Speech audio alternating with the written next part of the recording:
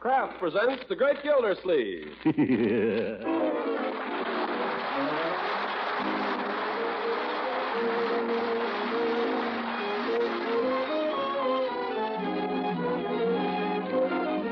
Kraft Cheese Company will also bring you Bing Crosby every Thursday night. Present each week at this time Harold Perry as The Great Gildersleeve, written by John Whedon and Sam Moore. We'll hear from The Great Gildersleeve in just a moment. But first, I think most homemakers listening in will agree that between rising food costs and red stamp rationing, it's getting to be more and more of a problem to satisfy family appetites. Well, if that's the case in your house, one good way to practice true economy is to place Parquet, the quality margarine made by Kraft, at the top of your grocery shopping list.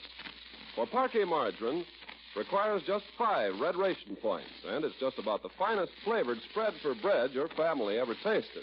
What's more, Parquet is a delicious seasoning for everyday hot-cooked vegetables, a real flavor shortening for baking. And you'll especially like it for pan frying because it doesn't spatter or stick to the pan. Yes, the family will like Parquet for appetizing flavor and for wonderful nourishment, too. It's one of the best energy foods you can serve, and every pound contains 9,000 units of vitamin A. So for flavor, for economy, and for good nutrition, ask your dealer for Parquet, P-A-R-K-A-Y. Parquet margarine made by Kraft.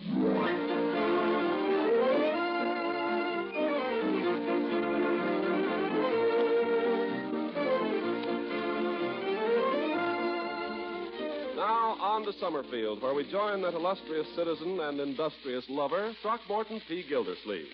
And where do we find him? Well, love is funny. The door that yesterday was slammed in your face today flies open at your approach. And so we discover the great Gildersleeve and his lady love once more together, seated on the sofa in his living room, gazing into the future and laying plans for the event that is shortly to make him the happiest man in the world. Leela. Yes, Throckmorton. A penny for your thoughts. Oh, gracious. My poor little old thoughts, they're hardly worth a penny. Well, you know me. I'm a spendthrift. Silly. I'll tell you what I was thinking, though. I was thinking you and I are going to have to go and look at furniture one of these days soon. Furniture? What for, Leela? I've got more furniture now than you can sit on. Well, I know, Throckmorton, but after all... What's the matter with it? Well, I guess there's nothing really the matter with it, but it just hasn't any style. Oh, no. It's true, Throckmorton. Take that easy chair there. That's my chair. I know, and look at it. What's the matter with that chair? I like it. Oh, but look at the shape of it, that short little back and that great enormous seat. Well... There's always a reason for everything, Leela. You know, the trouble with you, Throckmorton, you've been a bachelor so long, you're set in your ways. No, Yes, you are. But after we're married, things will have to be a little different. Now, this house, for instance. All right, I'll admit the house needs painting. That's all right with me. Well, that's not quite what I was thinking, Throckmorton. No? What were you thinking? Well, you know that big white house on the edge of town out toward the country club? The one that's sort of set back among the trees with a big lawn in front? You mean the old Burton place? I guess so, yes. Well, I understand it's for sale. Of course it's for sale. It's been empty for 3 years. Leela, you weren't thinking of moving out of this house. Well, it's a nice house and all, Throckmorton, but it is kind of old-fashioned. I like it.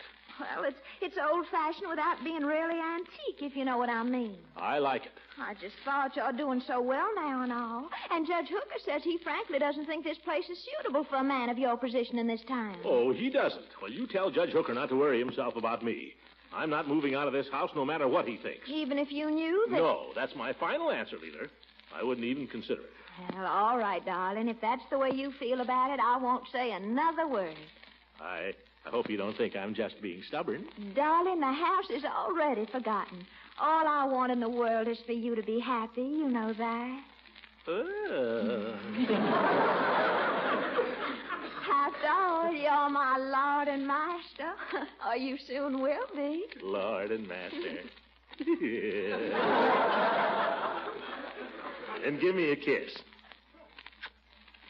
Throckmorton. Yes, honey. Would you do something for me? Anything, my love. Something awfully sweet. Anything. What is it? Would you shave off your mustache? shave it off, but Leela... Just to see how it would be. You can't tell. It might make you look younger. Younger? Yes. You don't want people to think of me as an old man's darling. Leela, you don't think of me as old. Of course not, Throckmorton, but I'd just like to see how you'd look without it. No, sir. Nothing doing. I just wouldn't be me without my mustache, Leela. Very well.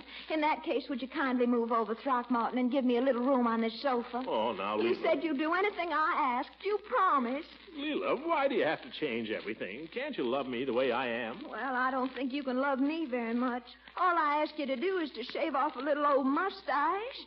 I'm not asking you to buy any new furniture. I'm not asking you to move. All right. Besides, it tickles. All right, Leela, all right. I'll shave it off. Delilah.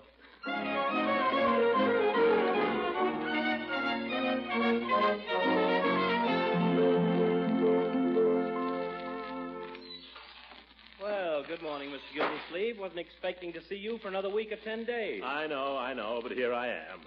Floyd, I want you to shave off my mustache. What? You heard me. Let's get at it because I'm a busy man. All right, Commissioner, but I don't mind telling you I hate to do it. Never mind that. Lather me up. Okay, you're the doctor, but I'll tell you why I say that. It was some years ago when I had my other shop over in Ashton. One day a fella come in. He was quite a character in town, sort of public figure, a little on the stout side, like yourself. I suppose what's under your vest is laundry. No offense, Mr. Gildersleeve, no offense, but this fellow's been wearing a mustache all his life, 30 or 40 years. And all of a sudden he come in and asked me to shave it off. That's why I came in, too. Oh, in 2 shakes. Have to strop a little. Of course, I was just a young fella then. I didn't know what I know now. Full of beans and no brains. So I never gave it a second thought. Just went right ahead and shaved his mustache like it was hay. Come on, Floyd. I haven't got all day. When I was through, the fellow took one look at himself. Then he put his hand over his face, ran out of the shop, tore down to the depot and bought a ticket and left town on the next train. He didn't come back till 3 months later, and by that time he had a new mustache. I was the only fellow in town that ever saw him without it, and he never spoke to me again. So I hate to shave off your mustache, Mr. Gildersleeve, but here she goes. Floyd, let's not rush into this thing, huh? No, sir? No, just trim off a little at each end so I can see how that'll look, huh? Oh, slow and easy. I got you, Mr. Gildersleeve. About this much, say? A little less. About this much. A little more. There. Uh-huh. All right, now sit still. There. Now, if you cover up the other end with your finger, you can get an idea. I'm afraid to look, Floyd. Go ahead and even her up. All right, now sit still. There. Well, how do you like it? I don't know. What do you think, Floyd? It's hard to say. Makes you look different, all right. Well, if it ain't Judge Hooker, come on in, Judge. Morning, Floyd. Well, Gildersleeve, what on earth? Whose idea was this, your lady friend? Never mind, Hooker. Maybe I better call her up and tell her to get ready for a shot. You stay away from her. You've made enough trouble already. What do you mean? What's the idea of putting bees in her bonnet about my house not being good enough for me? I didn't say it wasn't good enough for you. I said it wasn't good enough for a man with political ambition. What do you mean by that? Well, it seems obvious enough. Man wants to be president. It's all right to be born in a log cabin, but the time comes when he has to get out of it. Isn't that right, Floyd? Well, You stay out of this, Floyd. Uh-huh. In the first place, Hooker, I'm not in politics. In the second place, the voters choose a man for his ideas, not his residence. Maybe so, Gildy, maybe so. But look at Congressman Abernathy. His house looks exactly like Thomas Jefferson's, and that impresses the voters, doesn't it, Floyd? Well, You stay out of this. Uh-huh. Hooker, when I get ready to run for Congress, I'll buy a Jeffersonian house. Until then... All right, Gildy, all right. But there's a house on the market now that'd be just right. May not be there by the time you throw your hat in the ring. They're talking about you for Congress in 44, you know. They are? Definitely. Who? I can't tell you. Yeah. But if you were to get your hands on that old Burton place... Well, maybe I'll think it over, Judge. So long, and thanks for the tip. Mr. Gildersleeve, did you say tip? What? Here you are, Floyd.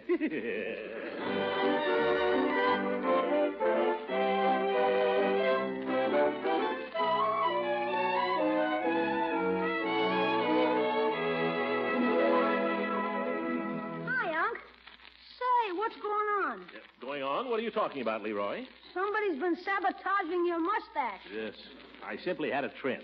Is supper ready? Any minute, Bertie says. Very well. Come in and sit down here for a moment, my boy. I want to talk to you.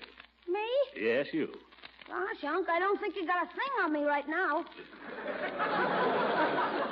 I'm not accusing you of wrongdoing, young man.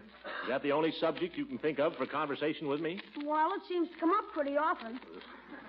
But if you just want chit-chat, I'll tell you about the horror picture I saw this afternoon. The Mummy's Claw. I don't want any chit-chat. It's about a mummy that came back to life as a zombie. That's enough of that. But, Unc... Leroy, I want to ask you a question. Are you happy here in this house? Well, sure. Yeah, I like it fine, Unc. You're not thinking of throwing me out, are you? No, Leroy. I loved you very dearly. Some of the time.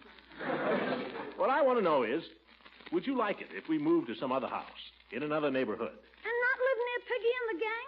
Well, you can still see him now and then. Oh, please, Unc, we don't want to move. It's swell here. Hello, Uncle Mort. What about supper? Any minute, Marjorie. I was just talking to Leroy. You look peculiar, Uncle Mort.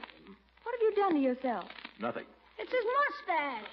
Well, it gets awfully hot in the summer, Marjorie, so I just thought... Oh, I think it looks cute. Well, thank you. Hey, Marge, you don't want to move to a new house, do you? New house?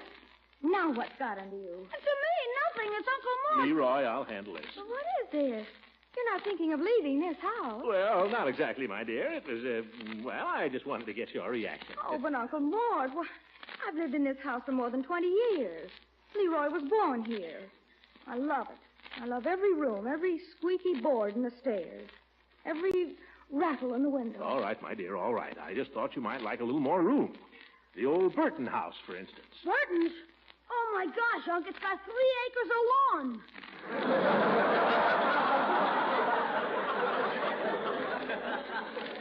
Uncle Mort, it's miles from anywhere. Oh, it's not so far. Oh, I know why you're thinking about moving.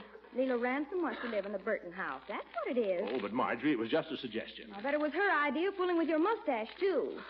I don't like that now, either. Supper's ready. My dear, if you don't want to, we won't move to the Burton house. My land, did you say moving to Burton House? And now, Bertie. Because if you're going to live in that house, you have to revise your kitchen personnel. Hooray! But, Bertie, what's the matter with the Burton house? Mr. Gilsleeve, I don't want you to think I'm superstitious, but that house is haunted. It's haunted? Why, that's nonsense. Whatever gave you that idea? Well, everybody knows that old Mr. Burton shot old Miss Burton in that house, and one time I was walking past it with a gentleman's friend, and we heard the scariest noise I ever heard in my life. What kind of a noise, Bertie? Well, like something out of this world. Leroy! That's the exact sound, Leroy. Sure, that's the noise of a zombie that used to be a mummy. Stop it, Leroy. That's horrible. Bertie, when you and your gentleman friend heard this sound, didn't he investigate? No, sir. By the time he caught up with me, we was 2 miles away.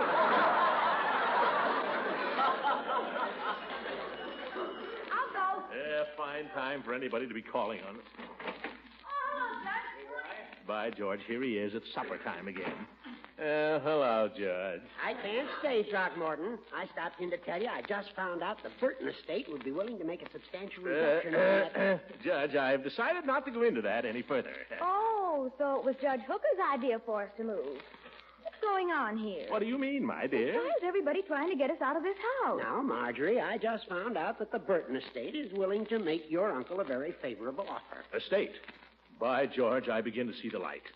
Estates have executors, don't they, Judge? Why, of course they do, you darn fool. What's that got to do with it? I dare say the executor of this particular estate would make a pretty penny in fees if this particular house were sold, would he not? It's just a set fee prescribed by statute. Answer my question. I did. All right. Now, who is the executor of this estate? Now, Gildy, that's neither here nor there. It just happens this particular executor prefers to remain anonymous. Oh, he does, eh? This particular executor wouldn't happen to be named Horace W. Hooker, would he, Horace Hooker? Well, it just happens. Case dismissed. Let's get to dinner. The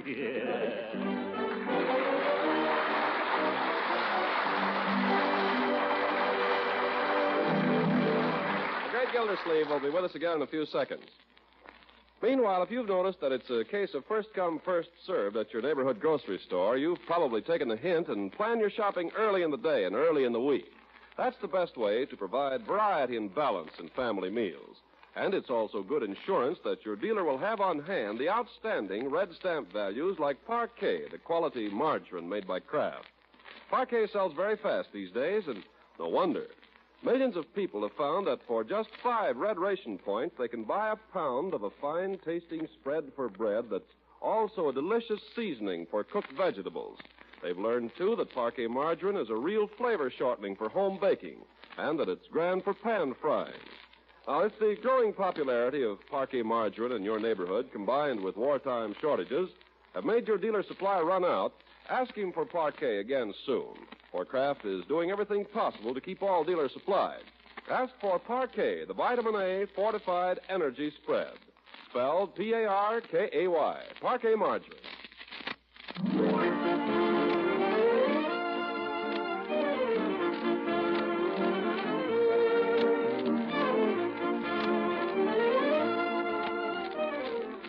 Now let's get back to Summerfield, where a picnic seems to be afoot. It's a lovely Saturday morning, and Leela Ransom, who proposed the idea, has promised to lead the way to an ideal spot, complete with brook. Come on, Leroy, and watch that hook. Okay, Unc. Bertie, get ready to cook plenty of fish tonight. You've never tasted fish like I'm going to catch. No, and you ain't never caught 'em. Come on, Leroy. I told Mrs. Ransom I'd be over there at 11:30. I'll be right with you, Unc. Let me see now. Have I got everything? Fishing rod, reel, bait, hooks, bobber, Come on. beanie, stout knife, canteen, folding camp kit. Where's my camp kit? Leroy, we're only going for the afternoon. I know. Oh, here it is. Now, spyglass, compass. The place is only a mile from here. We can't get lost. Flash. I forgot my flashlight. Leroy, we will be back before supper. I know. I just like to take it. That Leroy sure gets excited. He's going to burn himself out before he's 15. Yeah. What does he want to drag all that stuff along for? I'm late now. Mr. Gilsleeve, you sure you don't want me to pack nothing for you? No, Bertie. Mrs. Ransom said she wanted to make the lunch. Yes, sir. I just wondered, does she know your capacity? Huh? Well, I wouldn't worry much about that. You wouldn't want me to just wrap up a few pieces of chocolate cake. I got one just fresh out the oven. You have, huh? Well, that sounds mighty good, Bertie. I might just call her up and ask her, huh? After all, you got to have something to keep body and soul together. Yeah. Hello. Leela? Pooji. I just called Huh? Oh, we will, Leela. We'll be right over. I'm just waiting for Leroy. He's gone to find a Huh? Oh, I see. I guess I misunderstood, Leela. Oh, sure. Sure, I think it'd be nicer that way. I'll fix it.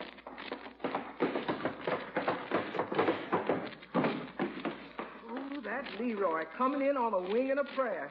All set, Unc. Let's go. Oh, Leroy, I'm afraid there's been a little misunderstanding, my boy. It's my fault.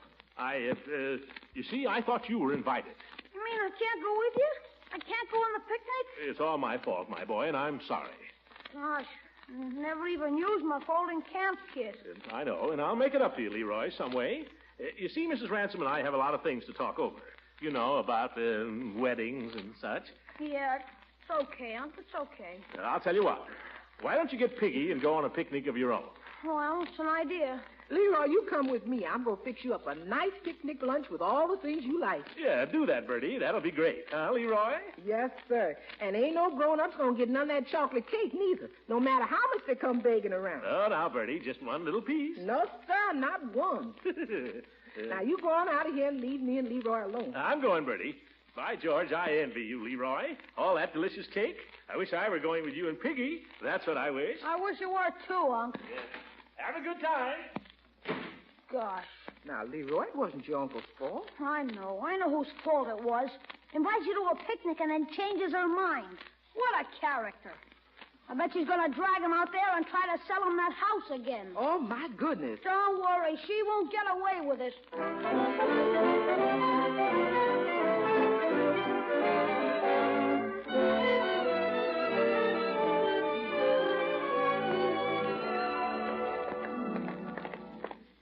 Martin, don't you want me to help you carry that heavy old basket? Why, this is nothing at all, Leela. I could carry it with my little finger. Well, don't try. There's a thermos bottle in it. Oh, you don't mind if I stop in here for a minute at the drugstore? Oh, not at all. I'll get all freckly if I don't, and you wouldn't love me with freckles on my nose, would you, Throckmorton? Huh? Hello, Mrs. Ransom. Morning, Mr. Peavy. And Mr. Gildersleeve. Quite a little gathering. Lovely day, isn't it, Mr. Peavy? It is indeed. Well, I see you're carrying a picnic basket there, Mr. Gildersleeve. Yeah. Yeah, picnic basket. Going on a picnic? Peavy, you're positively psychic. Well, no, I wouldn't say that.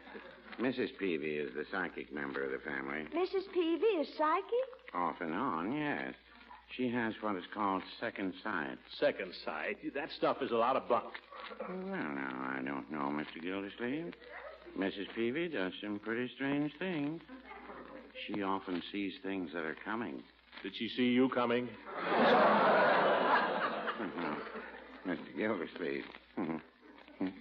But I'll tell you, one experience of hers is pretty hard to explain. Mrs. Peavy had a dream one night. Everybody has dreams. I have them all the time. I know, but... Even cats have dreams. I wouldn't care to dispute you on that, Mr. Gildersleeve. But I was telling you about Mrs. Peavy. She dreamed one night that there was a very bad thunderstorm. Yes? Well, as a housewife, Mrs. Ransom, I don't have to tell you what a thunderstorm does to milk. Turns it sour. Exactly. I suppose the next morning you woke up and the milk was sour.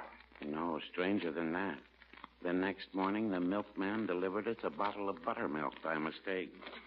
Peavy, I wouldn't have believed it if you hadn't told me yourself. And that's not all. Huh? The night Mrs. Peavy dreamed about the thunderstorm, there was a thunderstorm. Oh, so she wasn't dreaming at all. That's what I say. There are a lot of things in this world you can't explain. Peavy, if you believe that, you believe anything. I suppose you believe in ghosts, too. Well, no, I wouldn't say that, but I wouldn't say I don't either. I suppose you believe this story about the old Burton place now being haunted. The Burton place haunted? Well, people have heard some strange things going on in there. Why, nonsense. Just because a man happens to murder his wife, what's strange about that? Murder? Well, it was some years ago, Leela. Don't tell me you're superstitious, too. Oh, gosh, now, Throckmorton, don't be silly. Well, shall we be going? Oh, yes, let's get started. Oh, gracious, I'm forgetting what I came in for. I'd like a jar of your cucumber sunburn cream, please. Sorry, Mrs. Ransom, but we've had a little more demand for that than we expected. We've just run out of it. Oh. You must have run out of second sight at the same time, Peavy. Goodbye. Goodbye, folks. Have a nice picnic.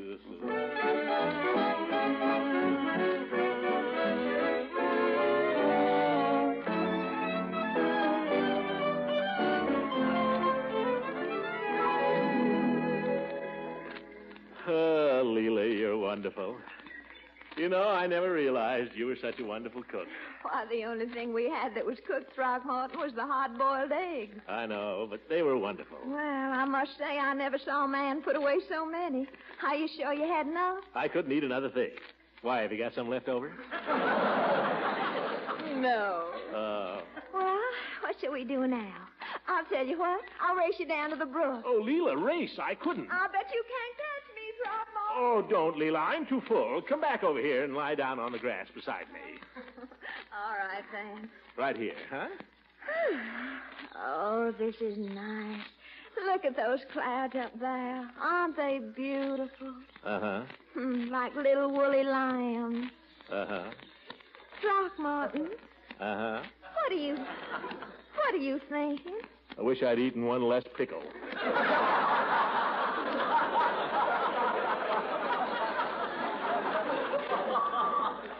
Oh, this is no time to be thinking about pickles. Isn't it gorgeous up here on this hill? Oh, yes, it is. And isn't it a gorgeous view? Yes, it is. Gorgeous. And that little clump of trees down below there with a white house nestling among them. Gorgeous. Throckmorton, you know what? I believe that's the Burton house. Huh? Yeah, I guess it is. What do you say on our way home if we stop off and just peek into it? Now, Leela, you know what you said. I know, but we have to pass there anyway, just for a minute. But we couldn't see anything, Leela. It's all boarded up. Yes, I suppose it is. You know what? I believe... Wait till I look in my handbag. Yes, sir. Now, what do you think of that? What? I just happen to have a key to the house. Judge Hooker left it with me. Yeah? Now, isn't that a coincidence? All right. let's get it over with.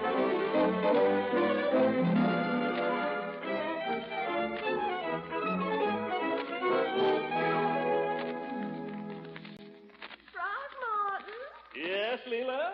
come in here. Come see what I found. Oh, where are you? In here. Looks as if somebody's broken in here, Leela. All this mess around. Now, wait a minute. Close your eyes. Why? I want this to be a surprise. Let me take your hand. No tricks now. All right. Open them. Now, this would be your den. Looks like the House of Representatives to me. Don't you like it? It's too big, Leela. The whole place is too big. Oh, but I think it has charm, Throckmorton. I think it has definite charm. Yeah, it has gloom, too. It's as dark as your hat in here. Well, the shutters are closed, silly. I know, but I like a place with plenty of light, Leela. I like a place with people around. Did you hear something just then? Sounded like something falling. Throckmorton, where did he do it? What? Mr. Burton, where did he shoot Mrs. Burton? How do I know? I wasn't there. I mean, here. Oh, this time I know I heard something. Now, Leela, don't get frightened. After all, you're with me. Oh, I wish we'd never come in here. I wish I'd... Listen, it's in that closet. What? Whatever it is, it's in that closet. Yeah. Take me out of here. Take me out of here. Yeah, all right, Leela, but first I'm going to lock that thing in the closet. Oh, darling, Oh, I'm not afraid. There. Oh, Throckmorton, come quickly, please. Never fear, my dear. As long as you're with me, you've got nothing to be afraid of. Shall we go? Oh, yes. I never want to come near this house again as long as I live.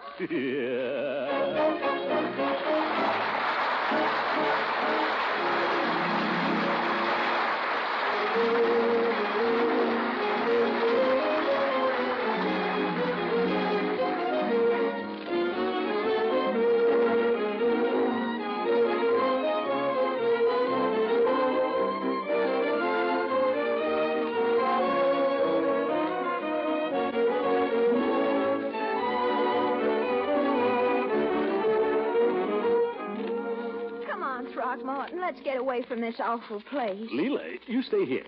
Now that you're safe, I'm going back in the house. To leave me alone here? Oh, you'll be perfectly safe here. And I'm going back there and find out what that was. Oh, Throckmorton, I wish you wouldn't. Remember, if anything happens, Judge Hooker has my will. Now be careful, you hear?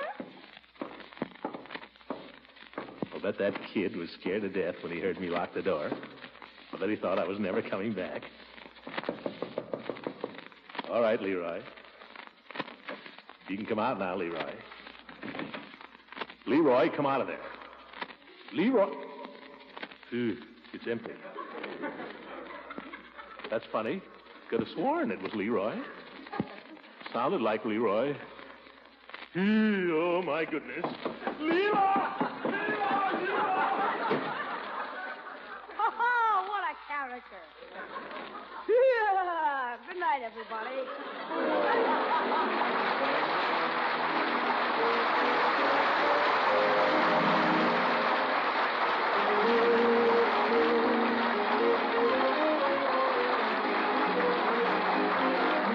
Music heard on this program was under the direction of Claude Sweet. If you'd like to see pictures of the Great Gildersleeve and some of the members of the cast, they're in the current issue of Radio Mirror.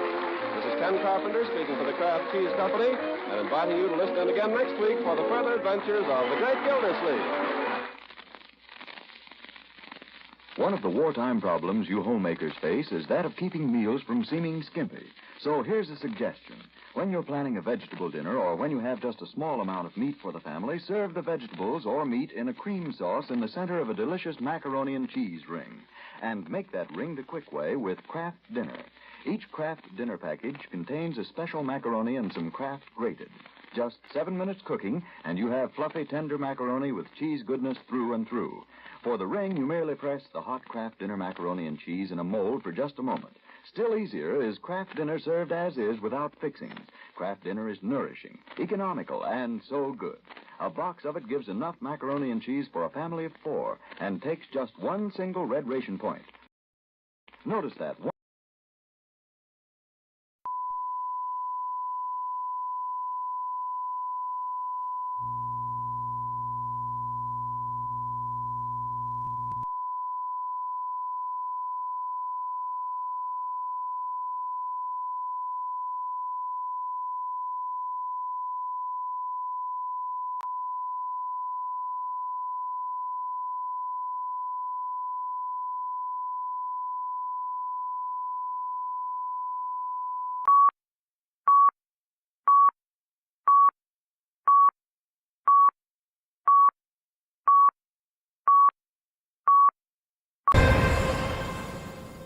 Check. Testing 1, 2, 3. Ah, fuck it.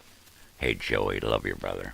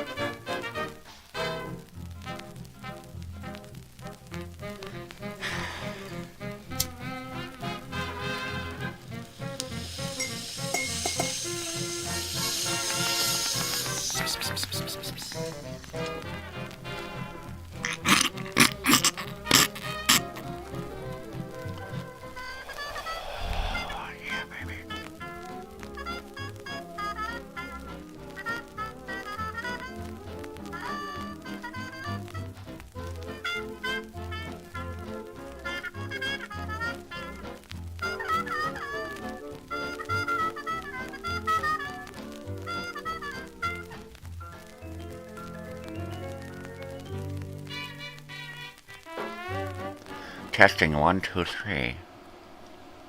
Yeah. Well, I'm here. I was talking to Joey here this morning, and I believe you're coming to Palm Springs Airport, right? Not Ontario. Anyway, we'll work it out. Yeah. Totally.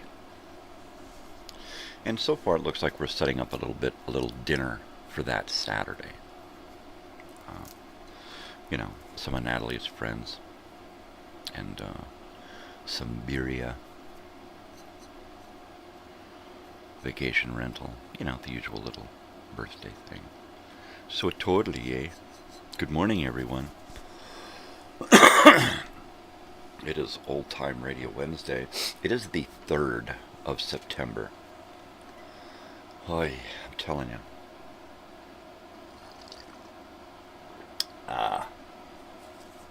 Today's Old Time Radio Wednesday, but we're not going to do Old Time Radio today. Well, kind of. What were we listening to on the Old Time Radio back in the 70s and 80s, right? Well, a lot of us were listening to Kiss on the 8-track here. In fact, hold on a second while I swap a few things out here.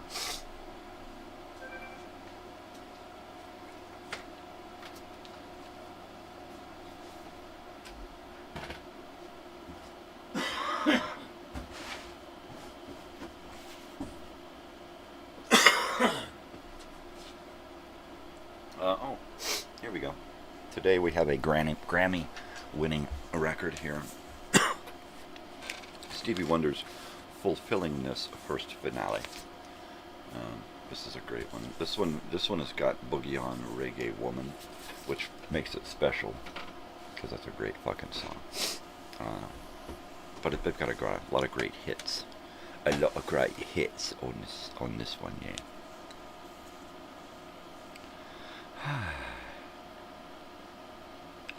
There we go.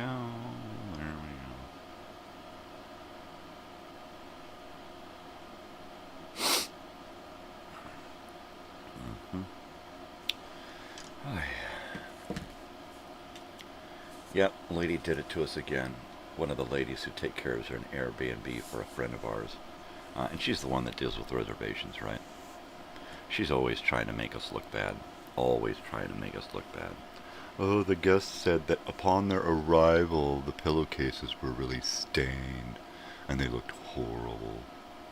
And then we get there, and it's quite obvious that they were stained by the guests. And then we send pictures, and oh, that's just horrible. That's just horrible. How could you leave that behind? And it's like, lady, we didn't leave this fucking shit behind. It's quite obvious that they did this, and then tried to blame it. And then she came back with, oh, they said that they did it in there. So it's like, you know what? Here's the message you sent me. Where in there does it say anything about them?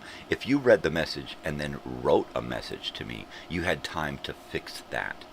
If you copied and pasted it, You had time to fix the beginning of it and say, this is what they said, or what fucking ever, you know. But to come along and constantly make it look like it's our fault that shit is happening.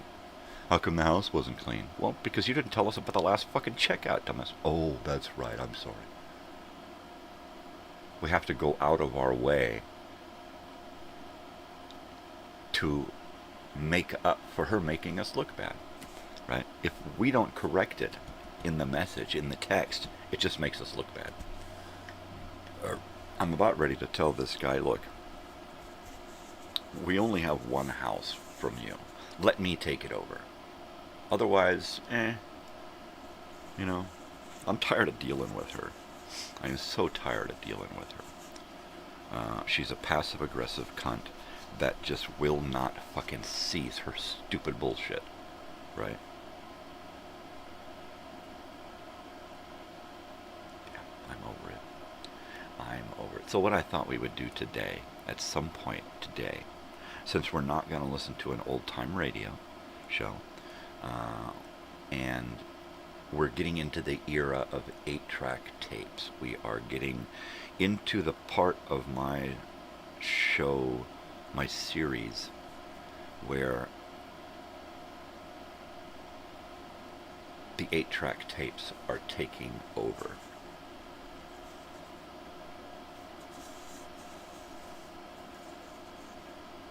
Sometimes these come apart real easily.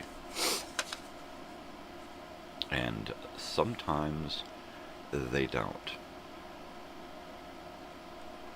Sometimes you can open them up without interfering with the paper, and sometimes you can't. So I've got a stack here that I can open 4 of them without interfering with the label. These other 2, this one I can do without interfering with the label. So I've got one here, Love Gun, Kiss Love Gun. I'm doing a stack of Kiss tapes. Love Gun appears to be one that, let me show you what I'm talking about. You see these holes here at the top, these 2 holes? All right, those are little tabs that you push those little tabs and it opens up the tape along that seam there, right? Where this thing needs some serious magic eraser. So the one thing is that you've got these 2 tabs here. You can see a tab here, and a tab here, and a tab here. Right? And they're underneath, which just means that I have to poke a hole through this paper to get to those, and I hate to do that. You can't remove these labels without screwing them up. Sometimes the label stays on. In the case of these 4 here, the label will stay on, and the cartridge will separate, and there'll be label on one side and then label on the other, because it's a 2-part label.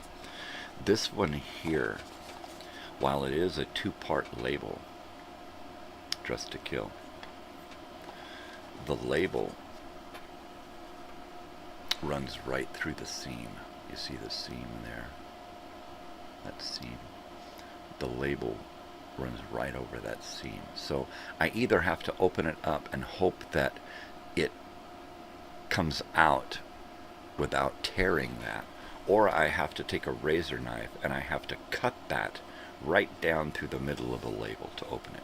So in a case like that, I can actually get to the tabs, but in a case like this, I'm kind of unsure. I know as soon as I loosen this up, that label is either going to tear or it's going to bend along that line, and it's just going to break because the paper is so brittle. So from experience, I'm not sure what I want to do with this one. Sometimes I just try to replace the pad inside here without opening the cartridge, and then play it to where the splice is up front, and then replace the splice by pulling the tape out just a little bit. I don't like to do that either. It messes with the tension of the tape, and you cannot get inside to inspect for spiders and spider webs and bits of garbage that's made its way in there, or for a complete snag, right? So none of these tapes, none of these cartridges have the foil splice up front, which means I have to play the tape around to the splice. So I'm probably going to open up one of these, this Kiss Alive here, and Casablanca. I've even got a Casablanca for this. That's great. I've got a bunch of brand new Casablanca sleeves to put these in. That's bitchin'. And I'm going to do that. I'm going to clean these things up as nice as possible and slip them into really brand new cellophane wrapped Casablanca sleeves. And then bag them. That's one thing I need to get is I need to order some 5x7 baggies. That'll work.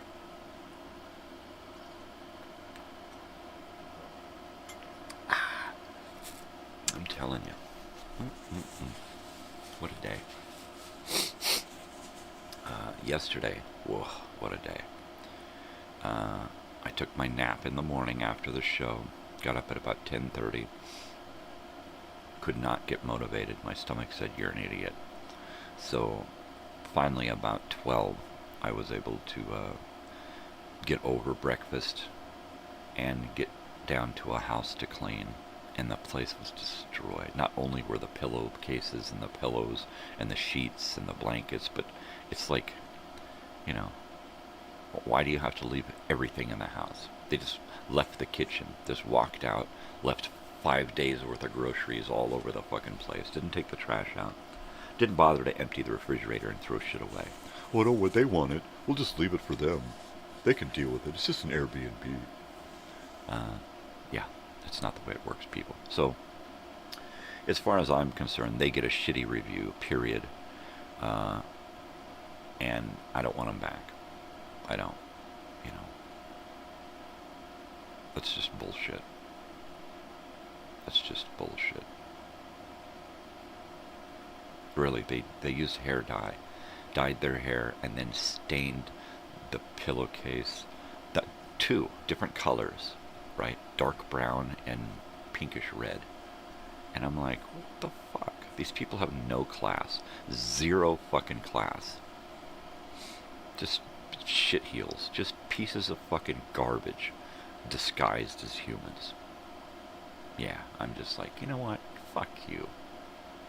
And of course, you know, Miss, oh, they say that upon their arrival, and oh, they didn't really say that. They didn't mean that. What I should have made that clear. I'm like, yeah, no shit. Make it fucking clear, not for us, because we know when you're just bullshitting us in the message, in the group text, just to make us look bad to the owner. So we know that, you know, and it's quite obvious that you're full of bullshit. Full of your own bullshit, and nobody believes it. You know, I'm about ready to just take this fucking house over. I can deal with I sit at the computer all fucking day, you know. I can deal with reservations, bookings, and whatnot. You know. You get your phone set up so that it chimes at you when somebody makes a reservation. You do what you gotta do, and you move the fuck on. If it chimes back at you that they canceled, well, then you erase it. Period. It ain't that fucking difficult. And of course, she's gouging him every time that there's a reservation that goes through and he makes money. She wants a little percentage because she's a fucking hustler. You know, I do it for free. I already, without that reservation, I don't get to make the money for cleaning it. So I can do the reservation knowing that the pay that I get is the cleaning. I don't have to gouge my friend. She calls him a friend. He calls her a bullshit. It's just people's bullshit. Oh, you're my friend. Now pay me.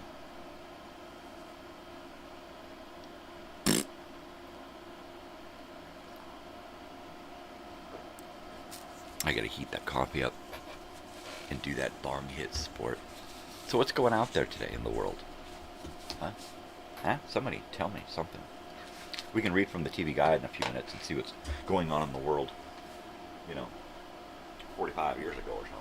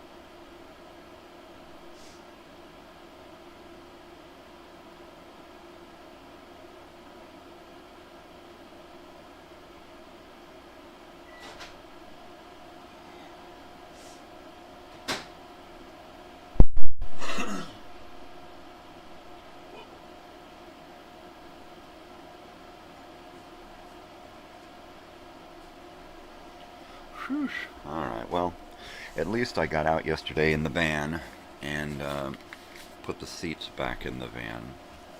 Made a little room in the garage over there. Not much. There's just not going to be much room in that van until... not in that garage. There's not going to be much room in that garage until we get it emptied out a bit. Sell off a few things on the garage sale. So we'll see. We shall see.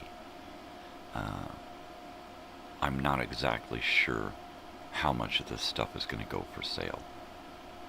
But I know that I want a lot of it to get out of there. There's like three or four bedrooms worth of stuff in there. A bunch of kitchen stuff. So as we pull it out for sale, we are going to swap out things from inside the house, save things for extra, that kind of stuff. Like we're not going to give out the glasses because people break glasses all the time and then we have to go out and buy a new set, so we'll just save the glasses from the other houses. Pots and pans, stuff that's going to go bad. Somebody will leave something cooking on a fucking stove because it's just an Airbnb. And then all of a sudden one of the pans are just destroyed. That shit happens all the fucking time. You'd be surprised how people just fucking leave their brains at home when they go on vacation. It's fucking ridiculous. I mean, I go on vacation and I'm extra aware because I don't want to fuck up.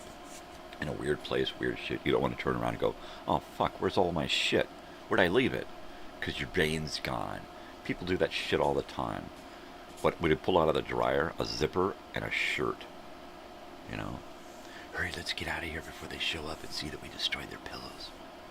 Idiots. Just take the fucking pillows with you. Jeez. Throw them in the trash. Right? At least you won't look like fucking trailer trash.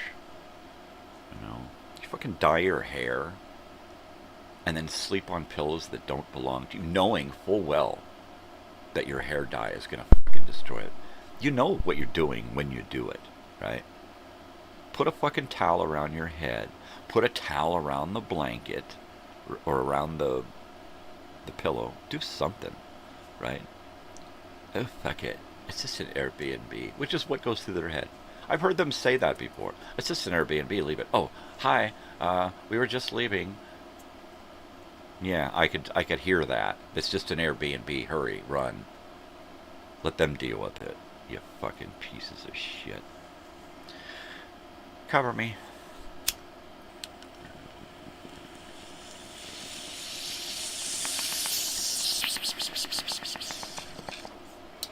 Well, I was hoping that Joey would stay around for a little bit. But I can understand when you're having a bad week, fuck everything.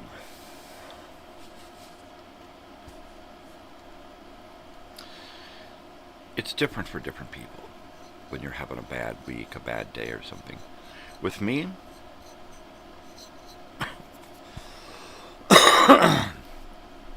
like 95% of the time, anything that's wrong with me can be fixed with a bong hit. That's it. Take a bong hit. You know what? It's not that bad. You know, things aren't that bad. It's not that big a deal. That's what a bong hit gets me. It helps me to just say, yeah, fuck it. Why am I worried about this? Right? The world leaders need to do a bong hit every once in a while. Maybe we should talk and not go to war, right? Yeah, like that'll never fucking happen. The guys behind the war are going, nah, man, there's a lot of money to be made here. If you help us with this war, we'll make sure you get your peace. That's how that works. I don't think it used to be like that, but that's the way it is now. We got lobbyists for war. We do. We have lobbyists out there getting the country to buy more weapons and more crap that we don't really need. The only reason we need it is because the other side is getting sold the same bullshit, the same ideas and ideals and vicious rumors, right? They don't like you. We gotta give enough weapons to go fight them because they don't like you. And the other side is like, hey, you know what? They're getting weapons together because they don't like you. Ooh. And then let's tell all the citizens that there's a whole country of people over there that don't like us and we need to go kill them. Come on. Come on, everybody. We're going to put on a show.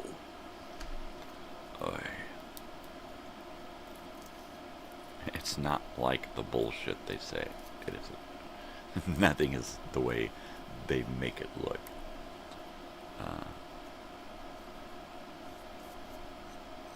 There are people out to get other people, right? But it ain't us. It ain't the average citizen. It's the assholes in charge they're after. They make it our responsibility. Just like they gather up people, regular average citizens, take them off and train them to be killers and soldiers and stuff. And then once they're done with them, they just dump them back off on us. And then it's our responsibility to back the six and take care of you. I got your back and, you know, I'm going to take care of you. It's like, give me a fucking break, you know. If they were going out and fighting, literally fighting for our freedom and our rights, that would be different. But when they're turned into killers and then sent off to fight in foreign countries about policy and money and oil and, you know, false intentions by other, it's just bullshit, you know. It's just bullshit. It's just a way to sell weapons, right? We sell these guys weapons and then we make better weapons. And then we go over there and we use our better weapons to fight them with our weapons. You know, nobody wants to go to fucking war. Well, I'm sure there are a large population of humans on this planet who just are bloodthirsty, I guess. And so they give all of these reasons for why they do what they do. I do this for fight for freedom. I do this to fight for you. I do fight for your rights to save our, keep our country free of brown-skinned people. Whatever the fucking reason is, right? And people eat it up, and I don't know why. You know, it's quite obvious they're just trying to get us on sides against each other, and I don't understand it. You know, aren't we all fucking humans? You know. Aren't we all related? Aren't we all the same? You know, what hurts me hurts you. What hurts you hurts me. If you go hungry, I go hungry, you know. I ain't gonna go hungry. I got money, man. I got a good job. I got all this and that, and a big house and a mortgage and payments. I ain't never gonna go hungry. Okay. And then 3 years later, the same guy, ain't never gonna go hungry. Fuck, he's homeless and going crazy because he had all of that fucking shit to take care of. You know, lost his job, had to take 2 fucking weird jobs just to keep up, and had to get rid of 2 of the car payments, and now his wife wants a divorce, and she wants the house, and she's got a kick-ass job, so she's just going to take it over and kick you out, you know, and be good, or she'll make sure you never see your kids. Or vice versa, right? Maybe mom got hooked on crack, staying at home all the time, doing nothing, bored to fucking shit. So she gets hooked on speed.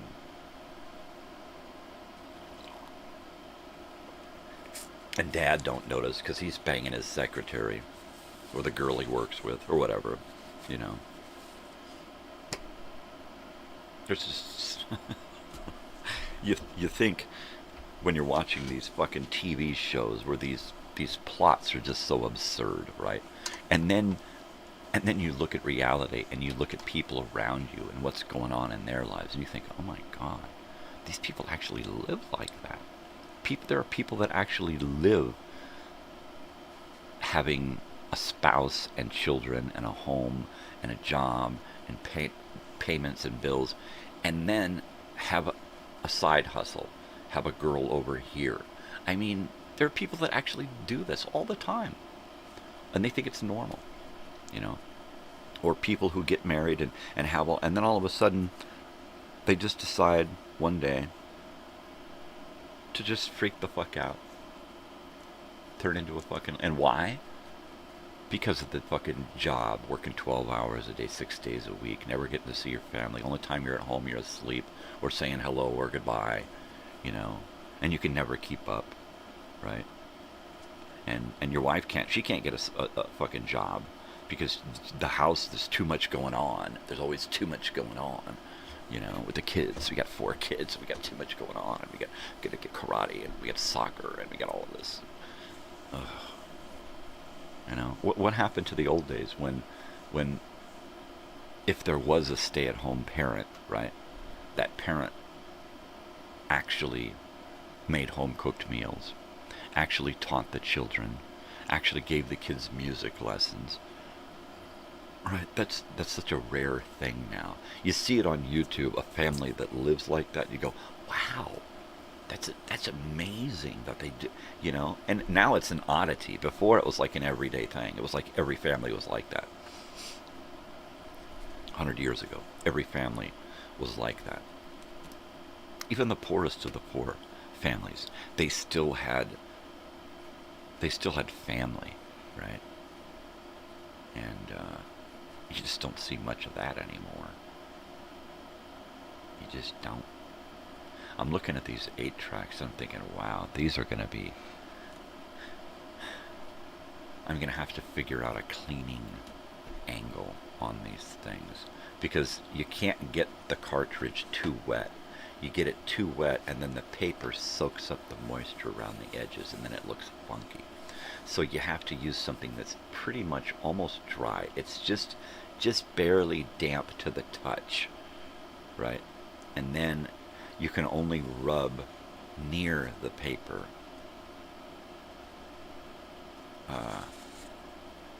And there's a lot of places to clean on these things. And then as far as the label goes, the only thing that you can really do is, if it's a good label, there's a way to like reseal it with some sealer stuff. I don't know. I'm gonna have to look it up and figure out exactly what the deal is, because I'll use blue tape and tape this paper off and then spray on whatever it is you're supposed to spray on here. Right? I could do that. I could totally do that, man. You know? Totally. Yeah. I like the fact that they're Casablanca, just because, just because they're going to be easy to take apart and easy to clean, and most especially, they're going to be easy to slide into those new. I gotta get those. I got a whole box of brand new sleeves jackets for 8-tracks, with the cellophane still on, some RCA, some just regular 8-track, and of course the Casablanca ones. 20th Century Fox, I think I have some of those. So what I'll do is, as I'm cleaning them up, and I've got the cleanest of the clean tapes that look almost new, I'll slip those into the cellophane wrapped whatchamawatches, jackets, sleeves. That'll be cool. And then I won't sell them as new, but I will be selling them as like new. The other ones that are new, I'll just be selling them as sealed. Sealed, original seal. And that's, I'm gonna do that. But you know, there are like these Kiss ones here. Once I get them cleaned up and organized, and I have all of the Kiss that I could get, right, then I'll price them as a lot, a set, or individual. And most of them look like they're going to go for about $15, right? This love gun here, it's going to clean up okay, but in order to open it, I'm going to have to punch holes in the paper, which is going to bring its value down. And the paper on the cover isn't all that perfect. It's good, it's clear, but it's got a little fading around the edges. So this one here is probably going to be about $10. One like Dress to Kill here, where it's got a perfect cover, perfect back. It's really clean. As long as it plays well, then I see no trouble it going for $15. Maybe $20 for the set of Kiss Alive, because they're in really good condition, both of them. So once they're cleaned up, I think the set of Kiss Alive is going to go for $20. Dress to Kill is going to go for $15. Rock and Roll Over, this one is a $15er because it's nice and clean, right? And I'm just going to, you know, set them up, clean them up, get them ready to play, and then put them in my inventory. And I think at some point over a long weekend, maybe in around Thanksgiving, I may do that. I may go set up somewhere in town where I'm pretty sure I'll be able to get away with being there all day without getting harassed, and see what I can sell. So between now and Thanksgiving, I'm going to try to come up with at least 500 8-track tapes and at least 6 stereos.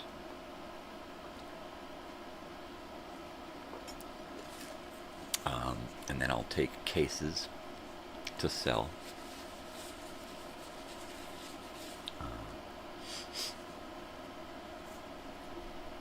Typewriters. Stuff that I'm not really going to want to keep, right? Stuff that I know I have enough of.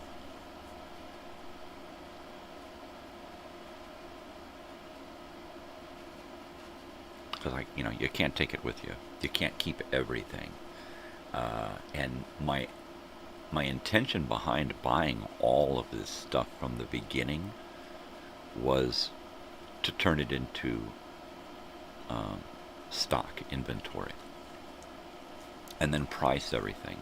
And what my initial goal was to just price everything so that when I'm gone, it can be sold off, and they can actually get what it's worth, right?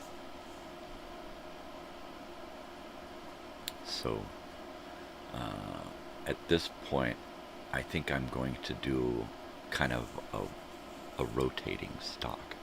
So, because I keep bringing stuff in, now I'm at the point to where I have so much I can barely see the trees through the forest. There's just so much. So I can easily say 508 tracks because I've got at least 1,000. So, and I've many of them I've already refurbished. I've already gone through on the inside, gone through several hundred and repaired, 400, 500. So I'm gonna just go through everything, and I think what I'm gonna do is take everything out of my living room and then use the floor and some tables to organize all of my 8 tracks. In other words, pull all of my 8 tracks together in one place, and here's all of the sealed, unopened ones. Here's, A through Z right here. And then A through Z will be categorized as far as quality and desirability and playability, right? And then I can see what I got, see how many of what I have, how many copies of this, how many copies of that. And then I can go through everything and say, okay, look, here's the ones that I want, and fill up a few boxes full of the ones that I want. And then take everything else and get it ready to find a new home.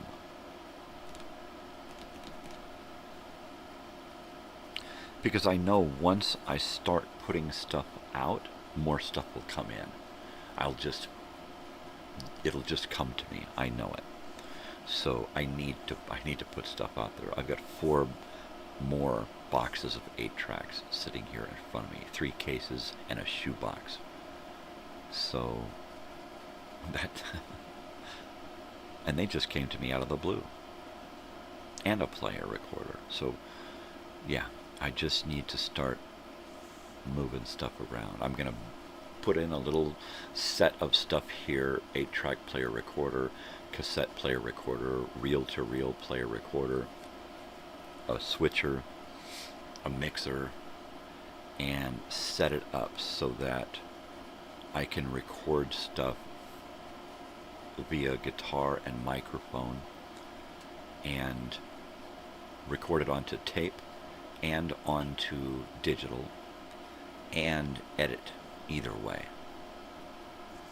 So I may set up 2 reel-to-reels over here if I can squeeze them in. I probably can't. I'm going to figure that, well, I don't know. I might be able to squeeze 2 reel-to-reels in right here up against the wall. And then down below, put in the tape players. Or the tape decks. I want to get back to basics. All right. I want to get back to fixing up 8 tracks, fixing up stereos, sitting here playing music in between, and at some point, once I get the hard drive situation cured, get back to just making videos. Right? And try to be as productive as possible, not just on the channel, but at home too. Hence, going through everything and, just picking what I want and getting rid of the rest. Just getting rid of the rest. Boxes and crates and places to put inventory, right? I'm going to be going through boxes and emptying them out and filling them with inventory so that I can just take them into the van and be ready to go. I figure if I do 2 to 3 tables, well, maybe 3 to 4 tables, and a 10 by 10 canopy, stake it all down really good, park the van there, have more stuff in the back of the van so I don't have to unload everything, have some power there so people can test stuff out, I'll probably go there, spend the whole day, and sell nothing because it'll be too overpriced. And I'll feel okay about that, as long as I don't have to put out any money for like my spot to sell. Then I'll be okay. If I get to put out $20 and I don't make $20 back, I'll be upset.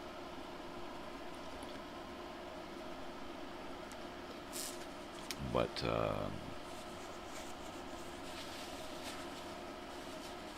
it'll work out. It will work out. I might try to set up, there's a couple of little shops in town, right? And I might try to set up on their property a little booth on whatever days they do their little marketplace booth swap meet thing.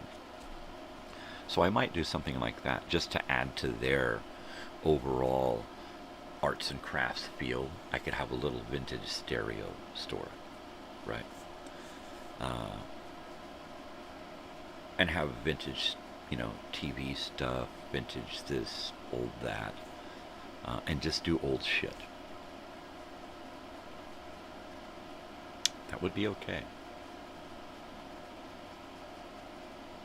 And just put everything in little baggies and put little price tags on the baggies.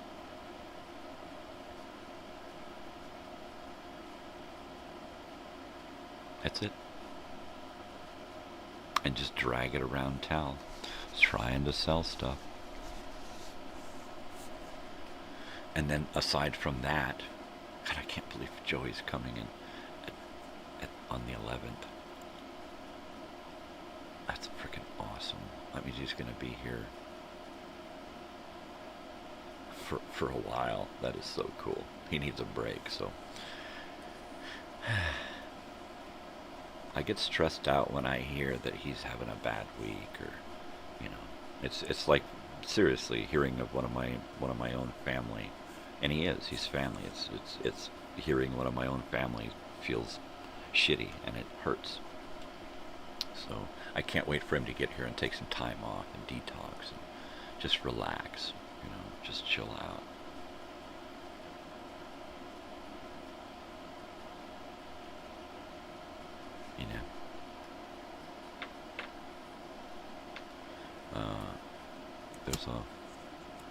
There's a lot of stuff to do around here that doesn't take much energy, right? Doesn't require a lot of output. I'm sure Joey at some point is going to volunteer to take Natalie to school and have that experience. And right now her class is only an hour and 15 minutes long. So it's like the drive there and back is longer than she's in class. Which is pretty cool, because it's just all about hanging out, talking. So that ought to be fun for them to go down, do the class, and then have time afterward to go to the mall or have dinner or whatever, and get out and do something. And then, Joey's only waiting around an hour and 15 for class to get over, which is pretty cool. And that's like just enough time to go bop around a store and do a little bit of this and that shopping, right? I always go by the thrift shops. I can kill an hour in a thrift shop easy. Just walk in and just start browsing real slow. Sometimes I'll make 3 or 4 passes through a thrift shop and, and see different stuff every time. So, yeah. That's cool. I enjoy going down with my daughter to take her to campus. If for one reason only, just the hangout time. We get to hang out together. That's the best right there. I'm going to heat this coffee up. I don't want to get into drinking cold coffee this morning. It's Wednesday. It is Wednesday. We're not going to listen to shows today. I think I'm going to open up a couple of tapes here.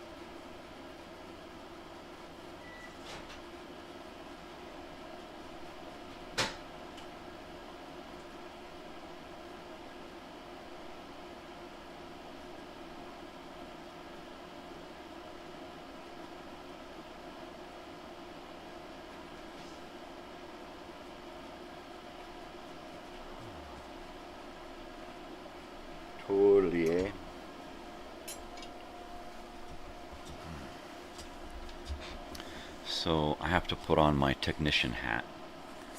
There it is.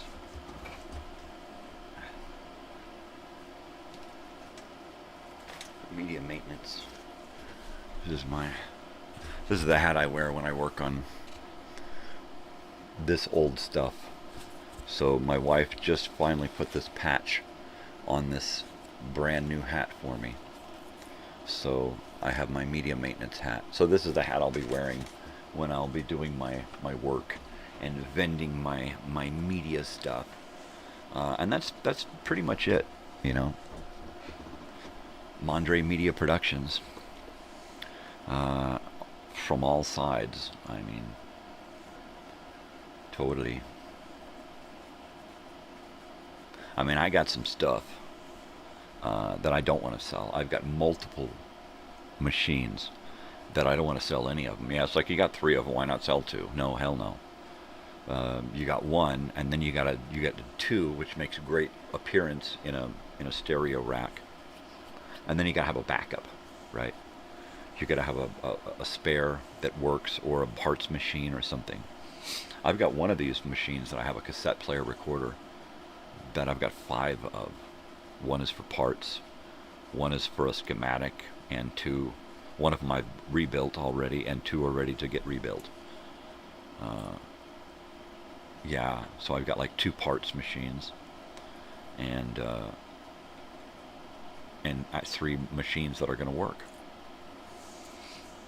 And they're not super expensive machines, but I can get a good price for them because they're in excellent condition and they've been rebuilt. Totally.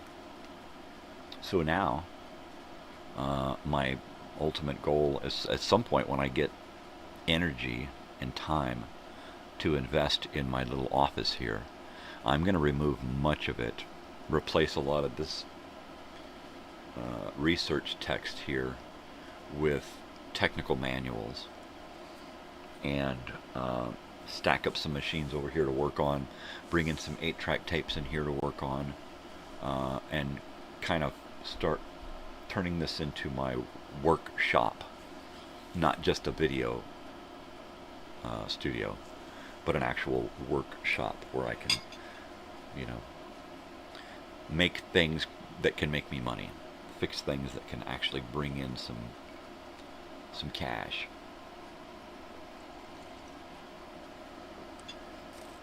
And I'm not a big cash guy, right? It's like money's a tool. When I need money, I earn money. When I don't need money, I don't worry about it. You know, I've since I was 15 years old, I've been working and dealing with financial responsibilities, and it got to the point to where I realized that if you don't force it, the money's always around the corner, knock on wood, right? So you just have to keep moving forward, you know. And just about any time that I've ever needed money, there's been a job there. Whether I've gone out and found it or it's found me, there's been a way to earn that money, right? And when I've stressed over that whole scenario, it's made earning that money and spending that money so incredibly difficult. When I don't stress over it, when I just accept the fact that money comes in and money goes out, then it's not such a big deal. And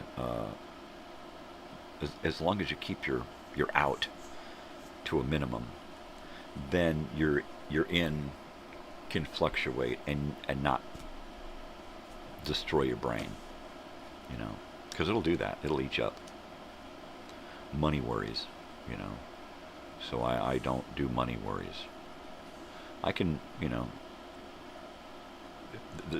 we're short on money. Okay, well, let's get some more money. That's how that's taken care of. There's no stress involved anymore. It's like, you know, there's more money going out. Well, then we need to bring some more money in.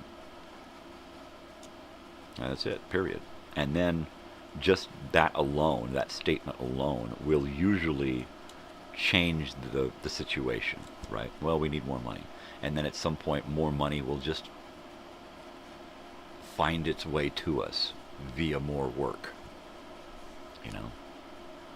when you do good work, you become a desirable commodity locally, because there are very few people who do good work anymore, right? And so it's real easy to get work when you got a good reputation for getting her done, you know. So let's see, tomorrow I've got to go over and do a little bit of painting and be done with that job, and take some notes to get set up for a new job at the same place. And then I might go out this week and look at a couple of other jobs, but I'm probably not going to do any more work this week. I tore myself up this last couple of days that I worked, mainly because I'm just not used to it. You know, thankfully I didn't get any nighttime cramps in my legs, because usually I'll get these horrible leg cramps after working a lot, up and down, up and down, up and down. My legs just get hammered. But I've been doing a little more lately, so I think they're getting used to it. I wish my mouth was getting used to wearing those teeth, but it's like some days are good and some days are horrible. Yesterday I didn't wear them for 4 hours, and it was horrible. I started rubbing in a new spot, and I'm like, well, what the hell, you know? So, I don't know what I'm going to do about that. Look into a new type of denture. Probably wear these for, you know, a year, and then if they just aren't working after having them adjusted or whatever, I'll just go to a different place, come up with some extra money, you know, dig up a little job somewhere, come up with some extra money, and just buy a new set of teeth. Something that just slips in and fits perfect with suction rather than having to do a lot of glue. A little glue is fine, but for the most part they have so many new styles of dentures that it should be easy to find something a little easier to wear. And I don't want to go in for surgery and have my bones shaved down, because I've got these, you know, pointy bones sticking out in my gums a few places. I don't want to deal with that. But I don't want them to rub raw and then rub through to the bone, right? Because then that wouldn't be good either, because then I would definitely have to go in. So at this point I just wear a lot of glue. You wear a lot of adhesive and put them in. And try to use the adhesive as a little bit of a cushion.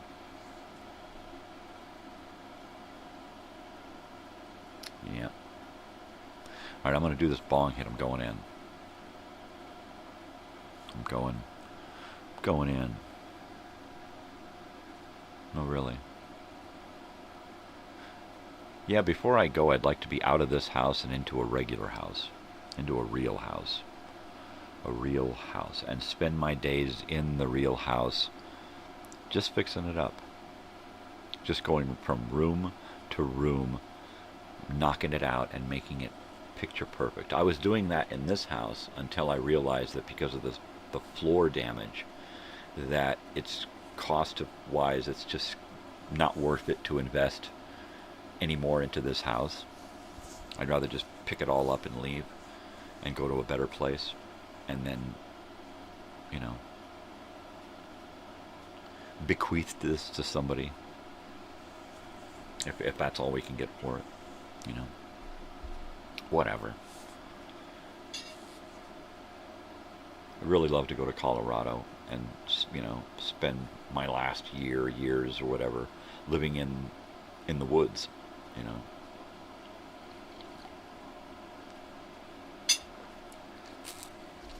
Surrounded by pine trees, animals, fresh water, clean air, that kind of shit. A better climate, you know.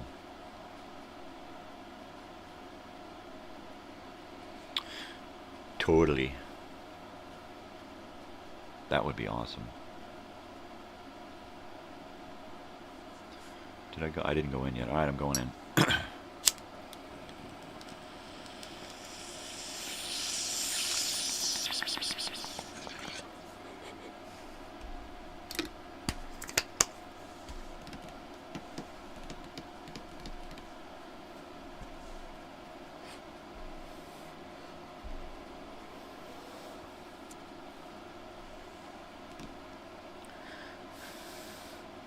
So, after 6, which is just a few minutes away, I'm going to clear up the table here, my desktop, and I am going to open up one of these 8-track cartridges, and we are going to explore it, talk about it, and then we are going to try to get the splice spun. We'll sit here and we'll just twist the tape for a while, and we'll get the splice done. Get it around, depending on where it is on the cartridge, on the spindle there, the spool. We'll try to get it around to where we can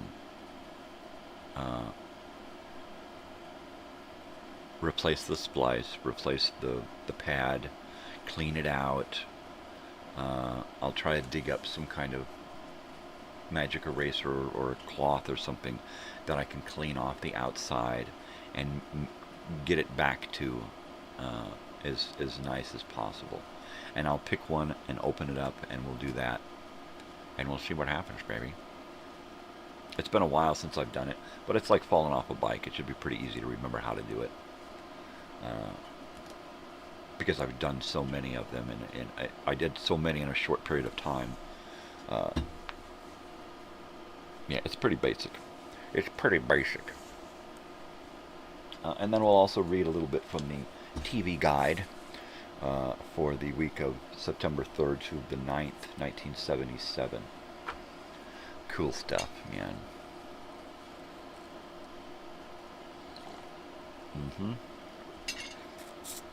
Alright, that bong hit was really, really good. It put me in a really good place. Alright. So let's see here. I'm just going to kind of straighten up my desk a little bit as we're talking, or as I'm talking, because that's what I love to do. I love to sit and talk. You know what? I didn't know that I loved to talk so much until I started talking on the show. But it's amazing how you can do something when you feel like nobody's watching, but there's the potential for somebody to be watching, right? It's weird. It's a weird feeling. Kind of a weird thing. I got all these cables and stuff here on my desk. My media maintenance hat. I'm gonna have to remove that tag. Put that puppy on. I'm excited about that. I'm excited about the patches. My wife put a bunch of patches on my black leather vest. I still have a few more that I need to get on, but for the most part, yeah, start calling me Patchy. Totally, eh? Totally, eh? Yeah. Yeah. Oh, stop it. Stop it. We don't need that alarm. Quit it. I don't need an alarm. How alarming.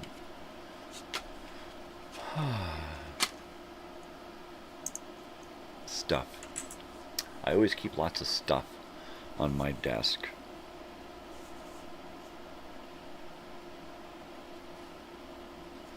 I've always been a stuff guy. I've always surrounded myself with stuff, knickknacks, baubles, this and that, you know. Just crap. When I was really young, I used to always have a little pocketfuls of stuff, boxes of stuff, little piles of stuff. You know, wherever I was, there was a little, like a little pack rat. There was a little pile of stuff that was mine. You know, the things to entertain me, the things to, you know, make me happy, give me comfort, that kind of thing. 6 o'clock. Time to rock. Might as well plug this in over here. Might as well. Might as well. Might as well. There you go. Let's see. My watch. And I need to take this with me. I need to put it in something of cloth and then a baggie and then take it with me so that when I go to the mall, I can drop it off at the watch guy and we can walk around and then he can open it, clean it, put a new battery in it. And then I can wear my watch again. I prefer to wear a watch than to keep pulling my phone out. I would prefer not to use my phone at all when I'm out unless I need to make a phone call, right? Usually I will, when I go out, I will take, I prefer to take a watch with me. So if I'm sitting in a doctor's office, I can just look at my watch. I usually try to take a book with me so that if I'm sitting in a doctor's office or something, while everybody else is on their phones swiping through stupid meaningless videos, I can actually be in a book, involved in a story, or learn something. Usually autobiographical stuff is, where I find my entertainment when I'm reading. Fiction is okay. I like some fiction stuff. I got to start that 1984. That's gonna be a good one.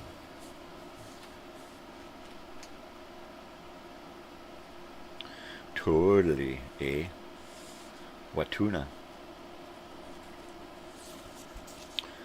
Yeah, so my desk is now clean. It is now officially spruced up here, so I can do that. And this. Hey, look at that. Look at that there. Look at there, look at there. So what I have here is I have these 8-track tapes, right? And I'm going to open up some of this 8-track tape stuff. And I want to open up 2 that aren't going to be difficult, and 2 that are probably these 2. Yep, these 2 here. Because they are easily opened. The tabs aren't interfered with by the label. So we can open these up without messing with the label. And they both look really, really clean. So they should clean up nice. So we're going to take these other ones and set them aside. While this one is nice and clean, these tabs, I could probably open up this one because these tabs, there's a center thing here, but that's just where the spindle is. So as long as I can get to these tabs here without messing up this front label here, I may open this one as well. But these are the 2 I think I'm going to work on. So we'll do that, and then I'll bring up my little box, my little toolbox here of stuff. And I can set my little toolbox here. I've got some pads, a little baggie of pads.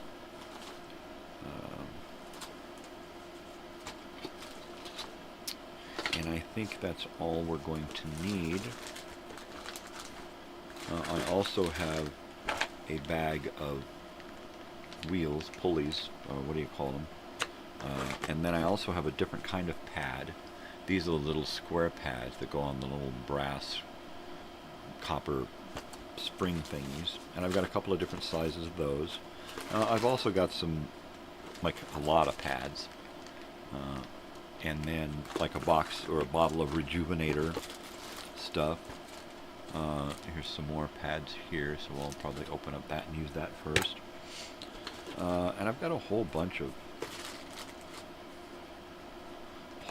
stuff. A whole bag of little belts.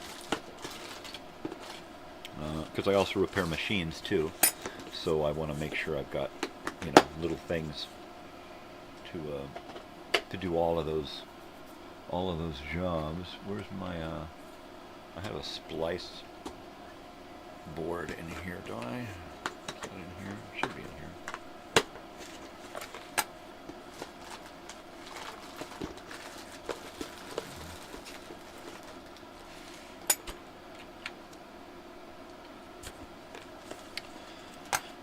Well, let's see.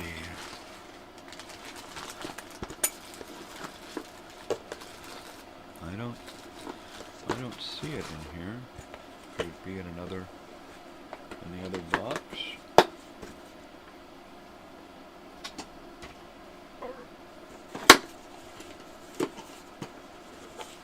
And this one's a lot of tools. Soldering iron, pliers, that kind of stuff. Let's see. Tweezers. I don't see that thing. That's unfortunate. Solder.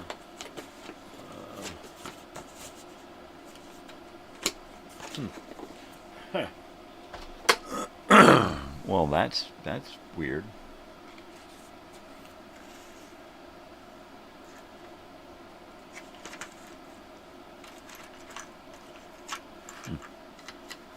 So it's a little board with a little strip slot groove cut into it this wide so that I can lay out the tape with the splice and then put a little piece of splice there. So that's what the little board is for. Sometimes I can just do it on anything. Lay out a couple of coins to hold the tape down. Splice, cut it, splice it, do whatever I gotta do. Pull off the old splice. I'd like to use that board. I don't know where the hell I would have put it. I would have thought that it would be in one of those, in one of them there, whatchamacallits. I'm going to go ahead and look in this drawer here, because sometimes I just jam things into a drawer, right? Don't we all do that? I've got so many junk drawers. I've got so many frickin' drawers. TV Guide. TV Guide. Alright, looking in a drawer, looking in a drawer, looking in a drawer, looking in a drawer. This drawer's got a lot of stuff in it. Oh man. But I do not see that little strip of bamboo. Not in that one. No, cables, microphones. Just about everything else. But I am not seeing that little piece of bamboo. It's not big bamboo. It's a little bamboo.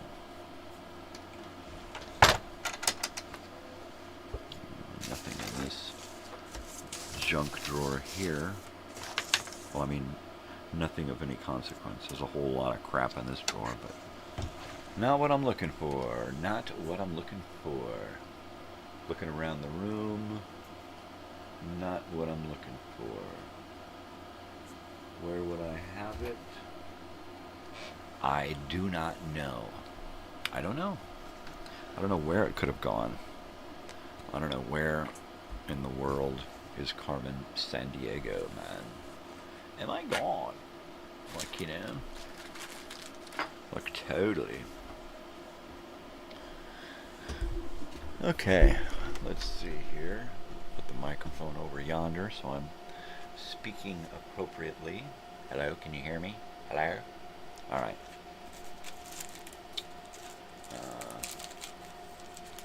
So I've got two tapes here, two cartridges. Alive, Kiss, and Kiss Rock and Roll Over. Let me see if I can dig up something to clean these with. And I'll be right back, so don't go anywhere.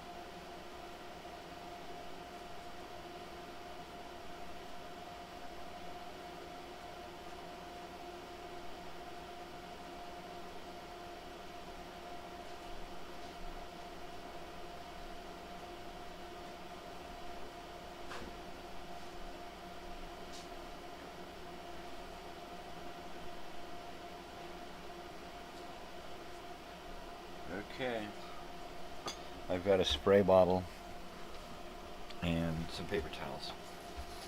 Okay. And set that aside for now.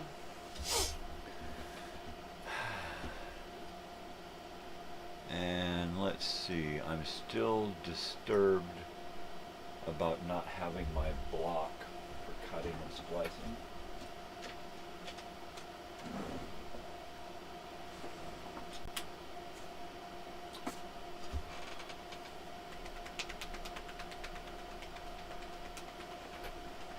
You would think that it would be in one spot. Let me go check a drawer over here.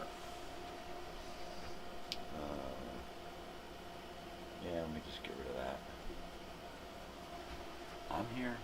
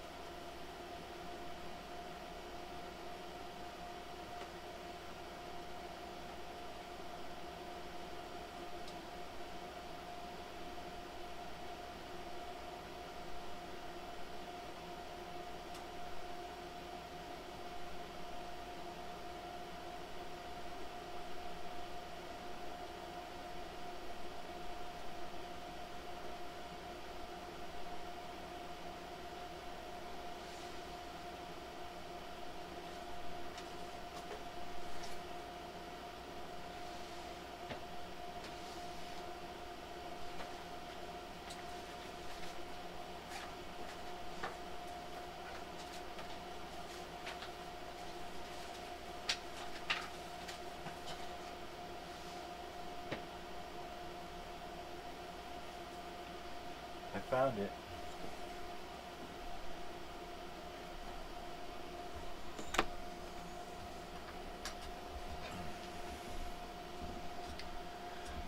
And there it is. There you are. There you have it right there. Right there. Not gonna do it. Right there. How's that? There you go. Okay, so that's my little splicing board. And you can see that it's got that groove to lay the tape in. And then it's got the place to cut the splice at the angles, right? So we're going to do that, and we're going to do some pad replacement. And so the first thing we'll do is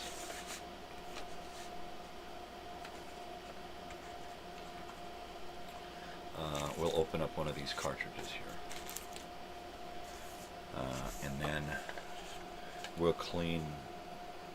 open it up, we'll separate it, we'll clean the case on both sides of the case, and then avoiding the labels. And then from there, after cleaning the inside as well, we'll start putting it back together. And while we're doing that, we may do a little research along the way. So it looks like we got time to do maybe one tape. And I have to remember how to open these. Okay, and there's that one.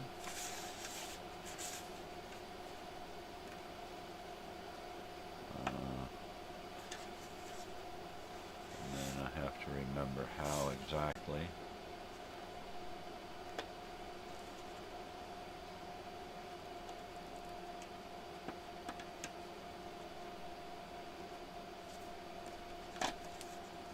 How exactly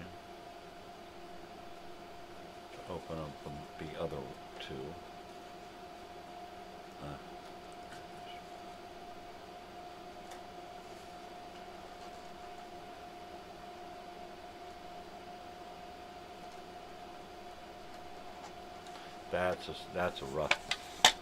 That's a rough go there. Well, I can get the things to move over.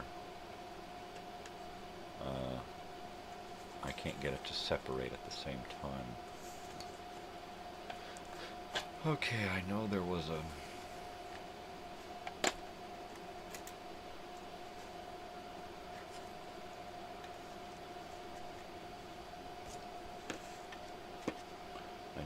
solution to that. Now that I got that. that separated. Get this closer.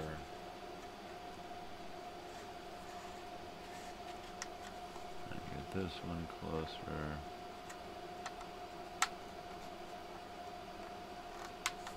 And then pop this one. There it is. And pop this one.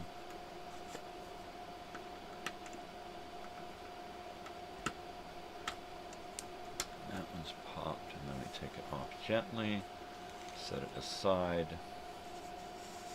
and then we can look inside. To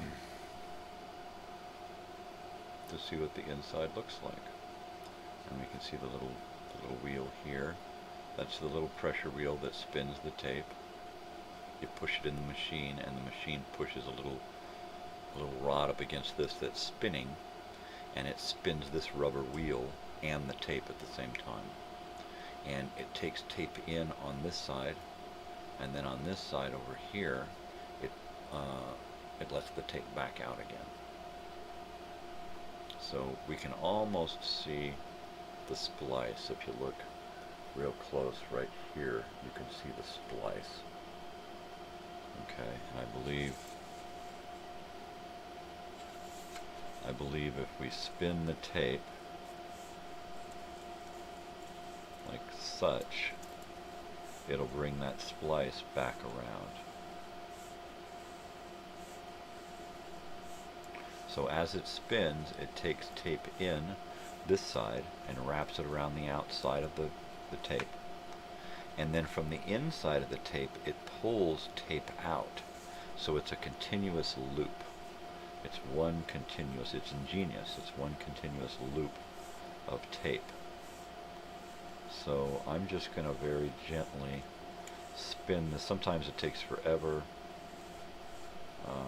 but you have to be patient with it, because these old things they're old and they're finicky, and you don't want to screw them up. So there you go. So here I spin this tape, and I keep tapping the tape back down, because it doesn't have the tape itself with all its mechanism to keep the tape pushed down. So I am just spinning and pushing and spinning and pushing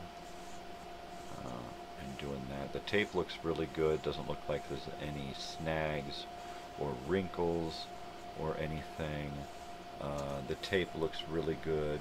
I'm not getting tape coming off on my finger as I'm rubbing. So far it looks pretty good.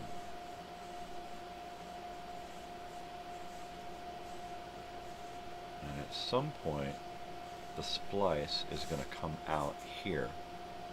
It's going to come out traveling this way, and it's going to come around to the front. When it gets around to the front, I'm going to stop, and then I can remove that splice, just peel it off, and then just put a new one on. Just cut a new little splice and put it right on there.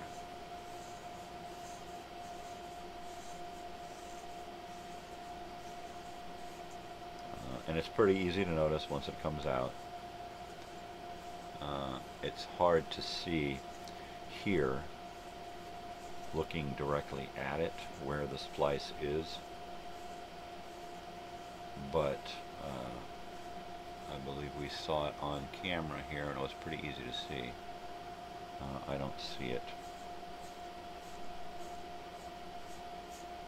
Yeah, the splice, getting the splice to come out is really important, and I don't like to play it in a machine without knowing the condition of the splice, because the splice could get to here, and then by pulling here, all of a sudden the splice tears, and you've got a piece of tape down in here without splice on it, and the splice floating free, or vice versa, but your tape is now separated, and then you have to pull the tape out from the center here and then join it and splice it. So we're trying to do that as gingerly as possible. We want to preserve the tape, the integrity of the tape, the cartridge, everything. At some point, we're going to pull this old crusty, what you call it, out of here. Actually, that one doesn't look half bad. Usually, you push on them and they're like dust on the inside, and this one isn't actually all that bad. So.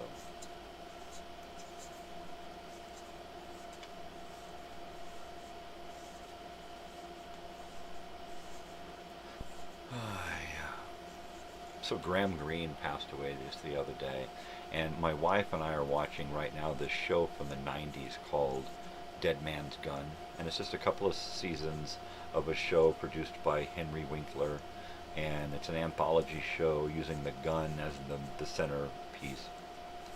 And so right at that, like the day after I found out that Graham Greene passed away, or the day that I found out that Graham Greene passed away, we put on Dead Man's Gun, and it was an episode with Adam Beach and Graham Greene, and it was quite appropriate. It was very, very cool. It's serendipitous. Yeah, I love it when that kind of shit happens, you know, because it happens a lot. Which is why I usually don't worry about where money's going to come from, because it'll usually come out of somewhere, you know, some job or something will pop up. Somebody will just say, "Hey, I need help with something. You want to make some money?" And there I am working on some crap that I've never done before, you know, learning something new.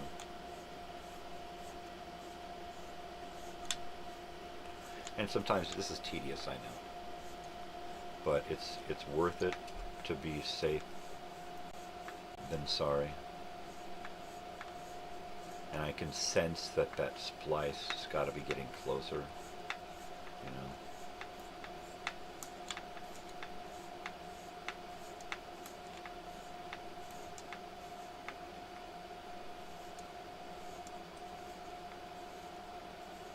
And you can't go backwards, you can't rewind. That's the thing about these tapes, is these cartridges, you cannot rewind. Once it's out, it's got to go all the way around to get back into that spot again. Just the way it is, just the nature of the beast, which makes this kind of weird. But the fact that it's a continuous loop tape is the weirdest part about it. So we're just, now what I'm going to do is I'm going to take this Panasonic machine, or this Pioneer, and I'm going to open up that one and take a look and make sure that one is cleaned and ready to use, and then I'll use a test tape and make sure that it's good. And I'll use that one because, or one similar, that has an auto stop on it, so that when it gets to the splice, it stops. And that's the machine that I like to put these things in, and then just push it in and let it play till it gets to the splice, and then it pops out, and then you can deal with the splice right there.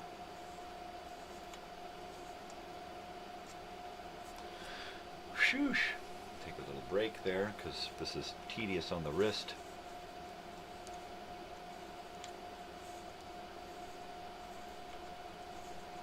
But it's usually pretty easy to notice the splice coming out, because it's shiny. It's shiny. Sometimes it makes a little sticky noise coming out, because it's been in there forever. Totally, eh? I know it's kind of tedious. What are you gonna do? What are you gonna do? Just try to not miss it, you know. And that's the thing, is if you're just putting it in a standard machine to get it around, once that thing clicks, it's already passed. So By the time you get to eject it, it's probably the splice is already buried again. At least inside here somewhere. So you got to pull the whole thing off and go to the splice, put it on, put the tension correct, and put it back on there. I'm hoping that we'll get to the splice here in the next few minutes, and I'm just going to take it up to the camera again and take a look at it and see if I can catch an idea of a glimpse of where that splice is at. No, I have no clue where it is. I'm hoping it's in pretty close now. I'm hoping.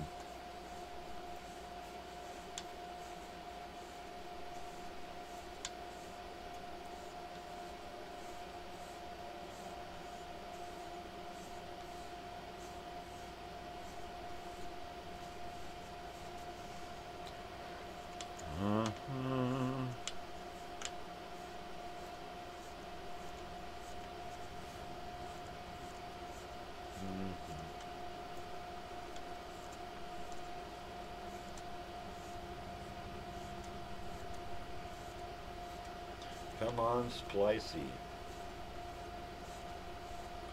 Be nicey. So today I go to university, take the daughter to campus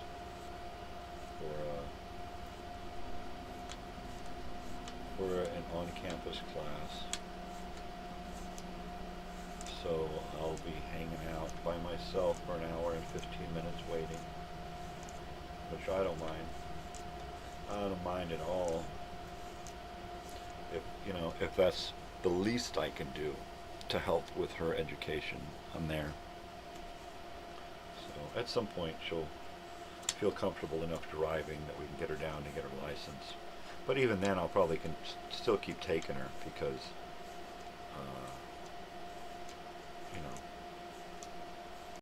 it's a hell of a drive.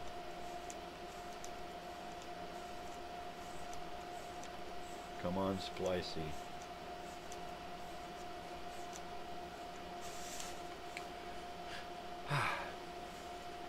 It's got to be coming around the horn here soon.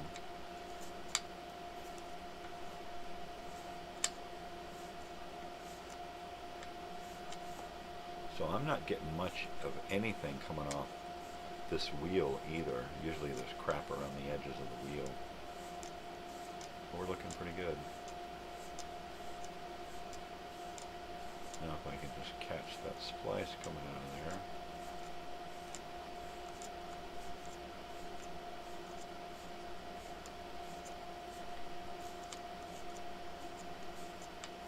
Oh yeah, this is a little bit tedious here. 6:30. I think we'll have time if we can just find the splice.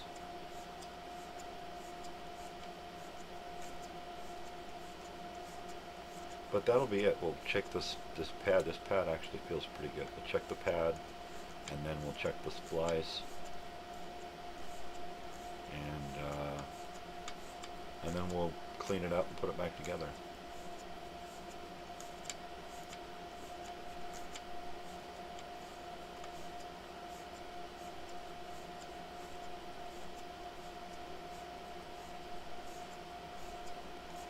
Totally.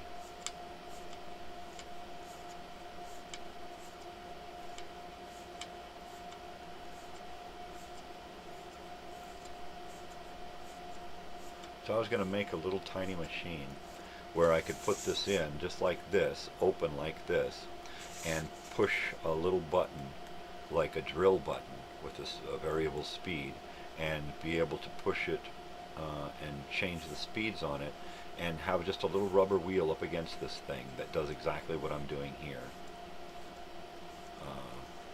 so that I can just kind of open it up, spin it around to the splice, and see what's going on at the same time. Because the biggest fear when working on these things is you're going to get a jam, you're going to get a break, you're going to get it wrapped up in here somewhere in the machine, and it's just going to keep feeding into the machine rather than back into here, right? And that's always a hassle. So we have to, be really diligent and doing this shit.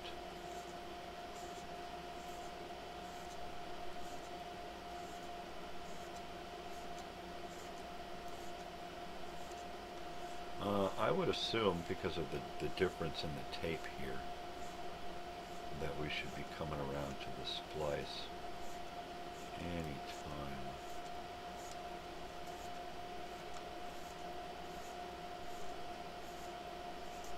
I don't think we have to go through this whole tape, but even a couple of minutes of tape is going to take forever doing it this way.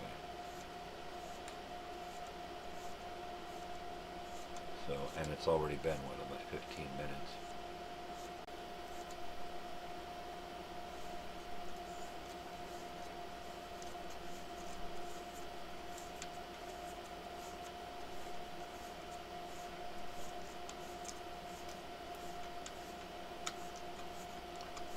Totally, eh?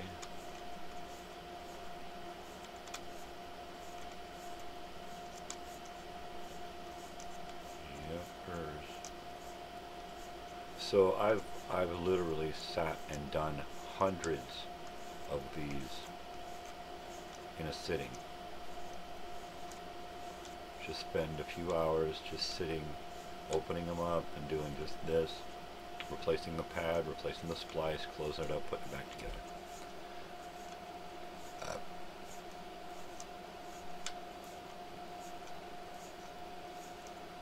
It should be coming around any time now. You would think, right? This one looks really, really good.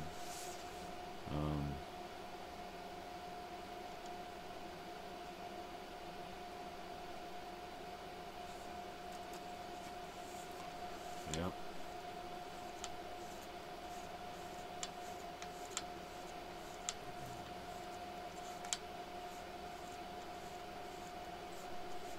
And like I said, it should be real noticeable once that splice gets around here. From where it's coming out here, I should be able to see it and be able to line it up.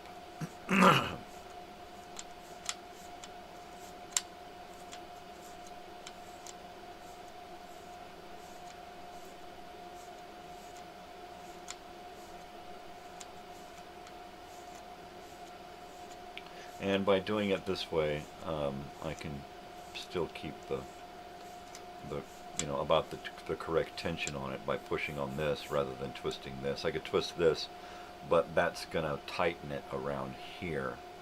At some point, it's going to get so tight, it's going to be hard to pull out of here. So by doing it the way that it's designed, I'm keeping the tension correct so that it's not going to be a bummer later. And then have to fast forward a whole bunch of times to try to get the, and there it is. And there is the splice that I have brought back around to the front, and you can see it there. There's the splice. So I brought the splice back around. Okay, so now, from here, I can remove this spindle and what I'm going to do is I'm just going to put a finger on here to hold the tape from falling out, and I'm going to pull it off and away from the wheels and set it here. Now I can look at this here and see that this needs to be lubed a little bit, and then I can take a look at the pad. The pad is actually still has integrity. So the pad is still squishy. It still has bounce back. So I want to look through here to make sure there's no little weird things going on, no spider webs, no little pieces of trash. I want to take a look at this wheel here to make sure that this is clean, make sure that this is lubed, the shaft here. I want to make sure this shaft is lubed. Where this wheel goes on, I want to make sure that this shaft is lubed where the spindle goes on. Okay, so in order to keep from losing things, I'm going to take off any loose parts and set them aside, and then I can take a look at the cartridge itself and give it a little cleaning. I'm just going to take a couple of these paper towels.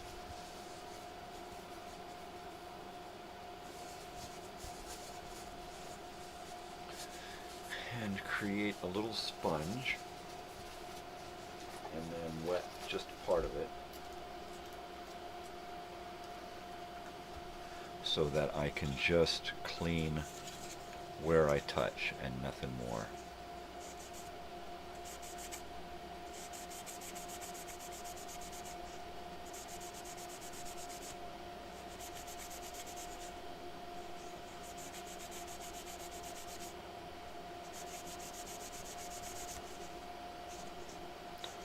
Totally. So that's how we do that. We clean it up, get it nice and clean, try to remove as much of the old finger residue and machine crap as possible.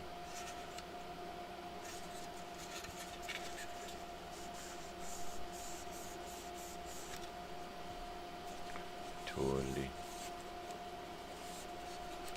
And we'll just clean it up, get it looking good, try to get into these little nooks and crannies and get them cleaned out. I also will take little Q-tips and stuff and put them in places, trying not to mess up this edge of paper here.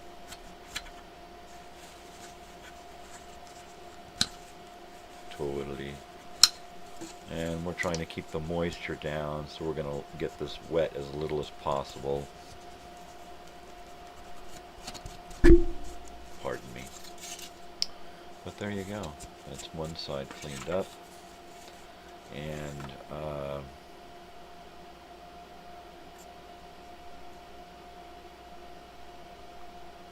yeah, normally I would go and find out what it takes to lube up these little things here, because you don't want to put the wrong stuff on. It felt like kind of grease, so I'm going to go with a little white lithium grease, I think.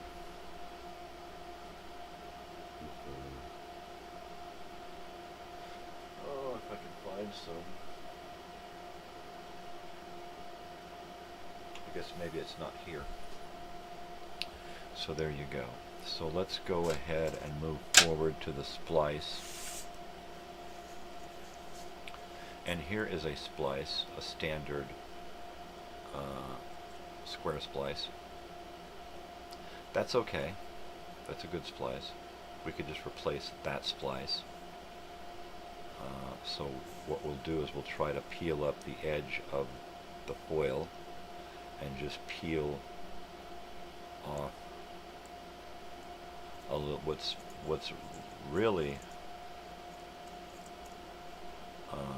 nice is when the splice is nice. So I'm not going to mess with this splice. This splice is good. This splice is good to go. I'm not going to mess with this pad. This pad is good to go. I'm going to clean this wheel a little bit and see if I can get some of that stuff off of it. And it's not real dirty, so that's great.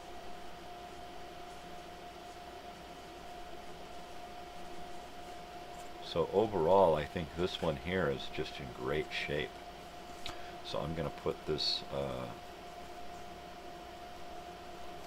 tape back in here with the splice and the original splice and original pad intact. Get this guy back on there, and bada bing, bada bing. I can do that, and there we go. So now we're back at the right tension. The splice is up front so we can see it. And now we're going to set it aside, and we're going to go and clean up this other one, this other half.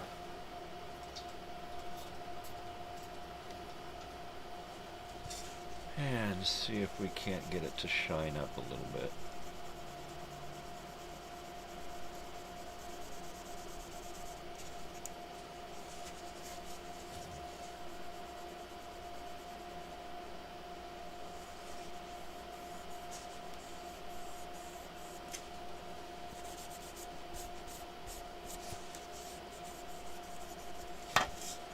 Yes, sirree, Baba Rooney.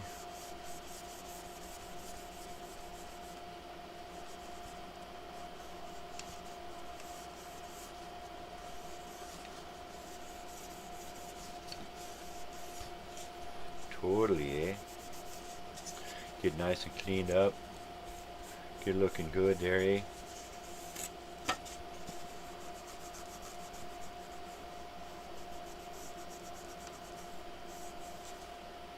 What's that, eh? Looks like it's got some kind of scratch.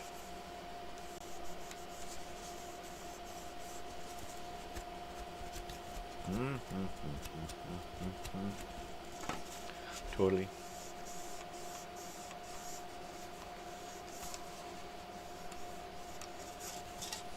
And give the label a quick little dirt removal there. On this side. And overall, that looks pretty good. I'd have to say this is probably a 15er here, depending on how it plays. And I'm going to assume that it's going to play pretty damn good, because it's it looks in excellent shape. So we'll have to make sure it goes back together correctly.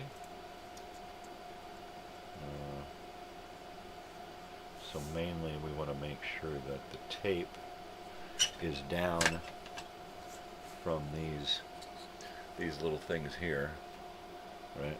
Because we don't want the tape to get squashed when we put it back together. So we're going to make sure the tape is good here, and then we'll bring this guy in. Stop that. It looks like we've got about 15 minutes of the show left. Okay, so now I've put the tape together partially, so we can see up in here that we're not squashing the tape. It's just about ready to go together. So we're going to line up all of the tabs, and we're going to do the back tabs first, and then drop it into the front tab, and make sure we don't squash the tape at the same time. There we go. So back tabs, front tab, and then we just got to do this last tab. And then what I like to do every once in a while is to get this to close here without having to pinch it hard, is just put this in here and back that tab off, and it just slips right in there like that. And then make sure we don't have the tape, and then bada bing, it's done. We didn't pinch the tape. The foil splice looks good, so I think we're good to go on this one. There we go, and that's how we do a tape. Next time we'll replace a splice and a pad and do something a little more extensive as far as repair work goes. We've got a few more minutes left. Let me drink some coffee. I'm going to heat this up first. Let me heat this up, pack a bong hit, and we'll read from the TV guide before we go.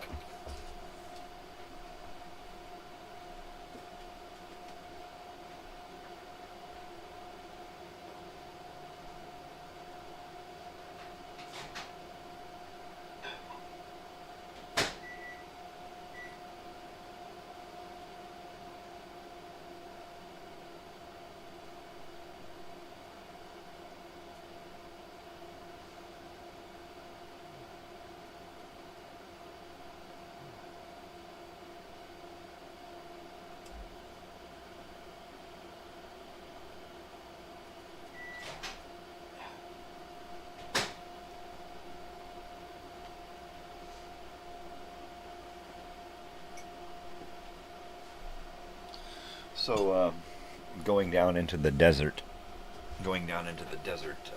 means I'll probably be spending lunch down there. So either while my daughter's in class or after class when she gets out, depending on what she wants to eat, we may stop by. I will definitely stop by In-N-Out and grab a burger, a couple of little cheeseburgers, and wolf those down, because it'll probably be my big meal of the day.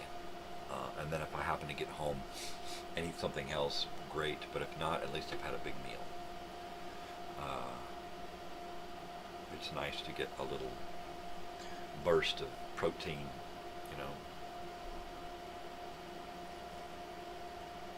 know. And their burgers are so easy to eat.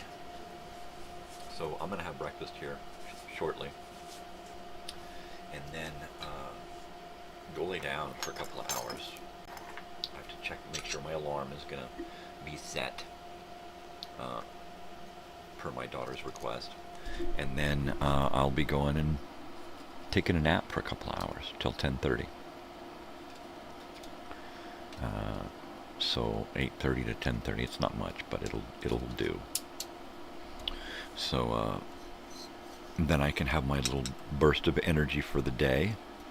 Go hang out with her and do that stuff. And then come home and try to get busy here. It's really hard. I know tomorrow I'm going to go with my wife, and we're going to do she's going to do some cleaning, and I'm going to do some painting. So that'll be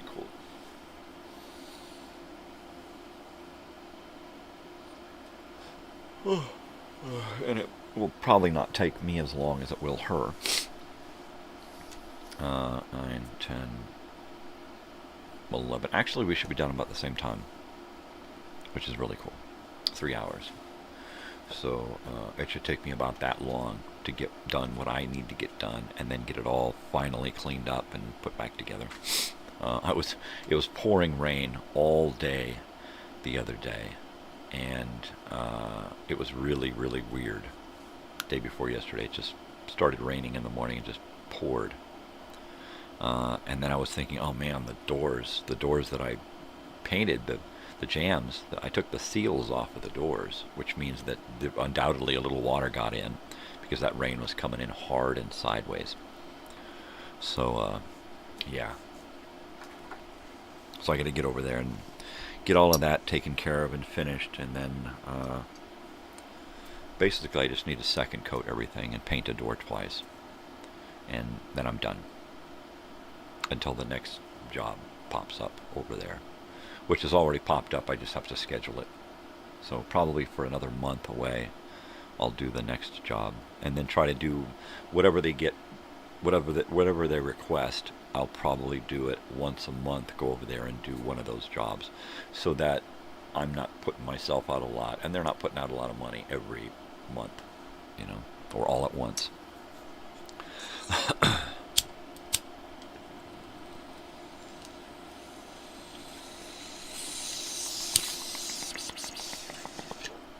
There's that. Yeah, that coughing and gagging in the morning that's just for show. That kind of thing. I don't usually do that. Okay, TV guide. Oh, we got a few minutes left. Let's go to Wednesday. Prime time, September 7th, 1977. At 7:30, we've got Hollywood Squares. All right. And we start with Ed Asner, Sandy Duncan, Paul Lynde, Rosemary, Vincent Price, Elkie Summer, Ken Stabler, Mel Tillis, and Jonathan Winters. Oh, what a great show.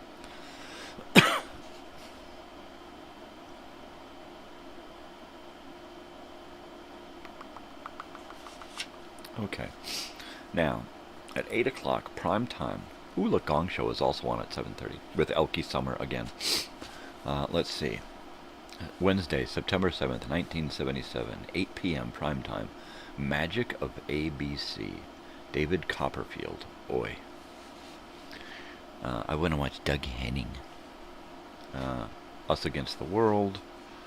Upstairs, Downstairs, Waltons, Nova, Human Animal, Luce Libre, Gunsmoke, Billy Graham Crusade. Nothing on at 8:30. It goes right into 9 o'clock. Washington Behind Closed Doors. Cliff Robertson, Jason Robards. Oh, that one again. Childhood drama.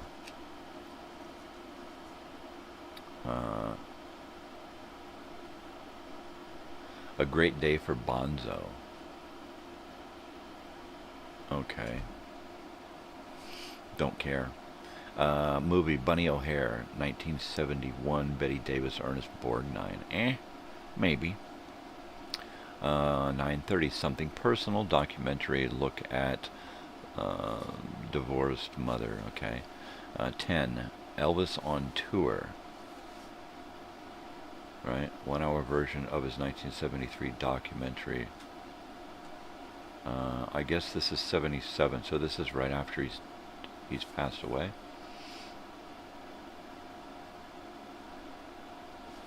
Okay. Let's see.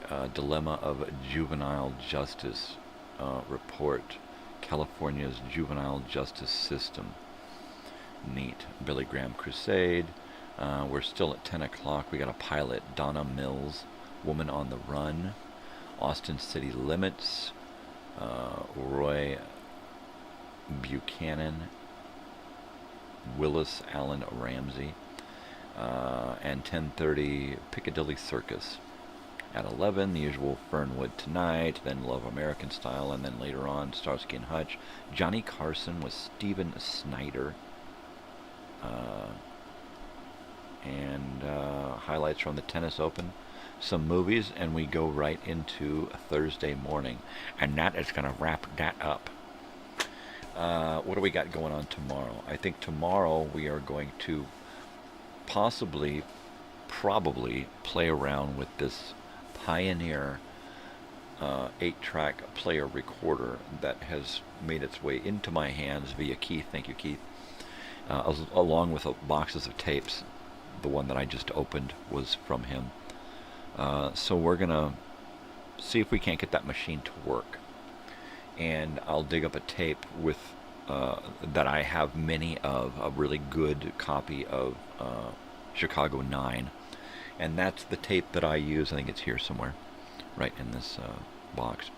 That's the tape that I use to test the machines, because it's good quality, it's got a good splice on it, it all is nice and clean, and it plays good. So I'll test it with that one. Hopefully it won't eat it. I hate it when it eats it, but if it does, that's why I use a copy that I have many of. And we'll see how that works. Hopefully it works good, and we can get it to work for us, and I can put tapes in there to wind it to the splice. Right? Stop right on the splice, and that'll make my job easier. Which took us like 20 minutes this morning to sit here and wind to that splice. But it was worth it. It was a good splice.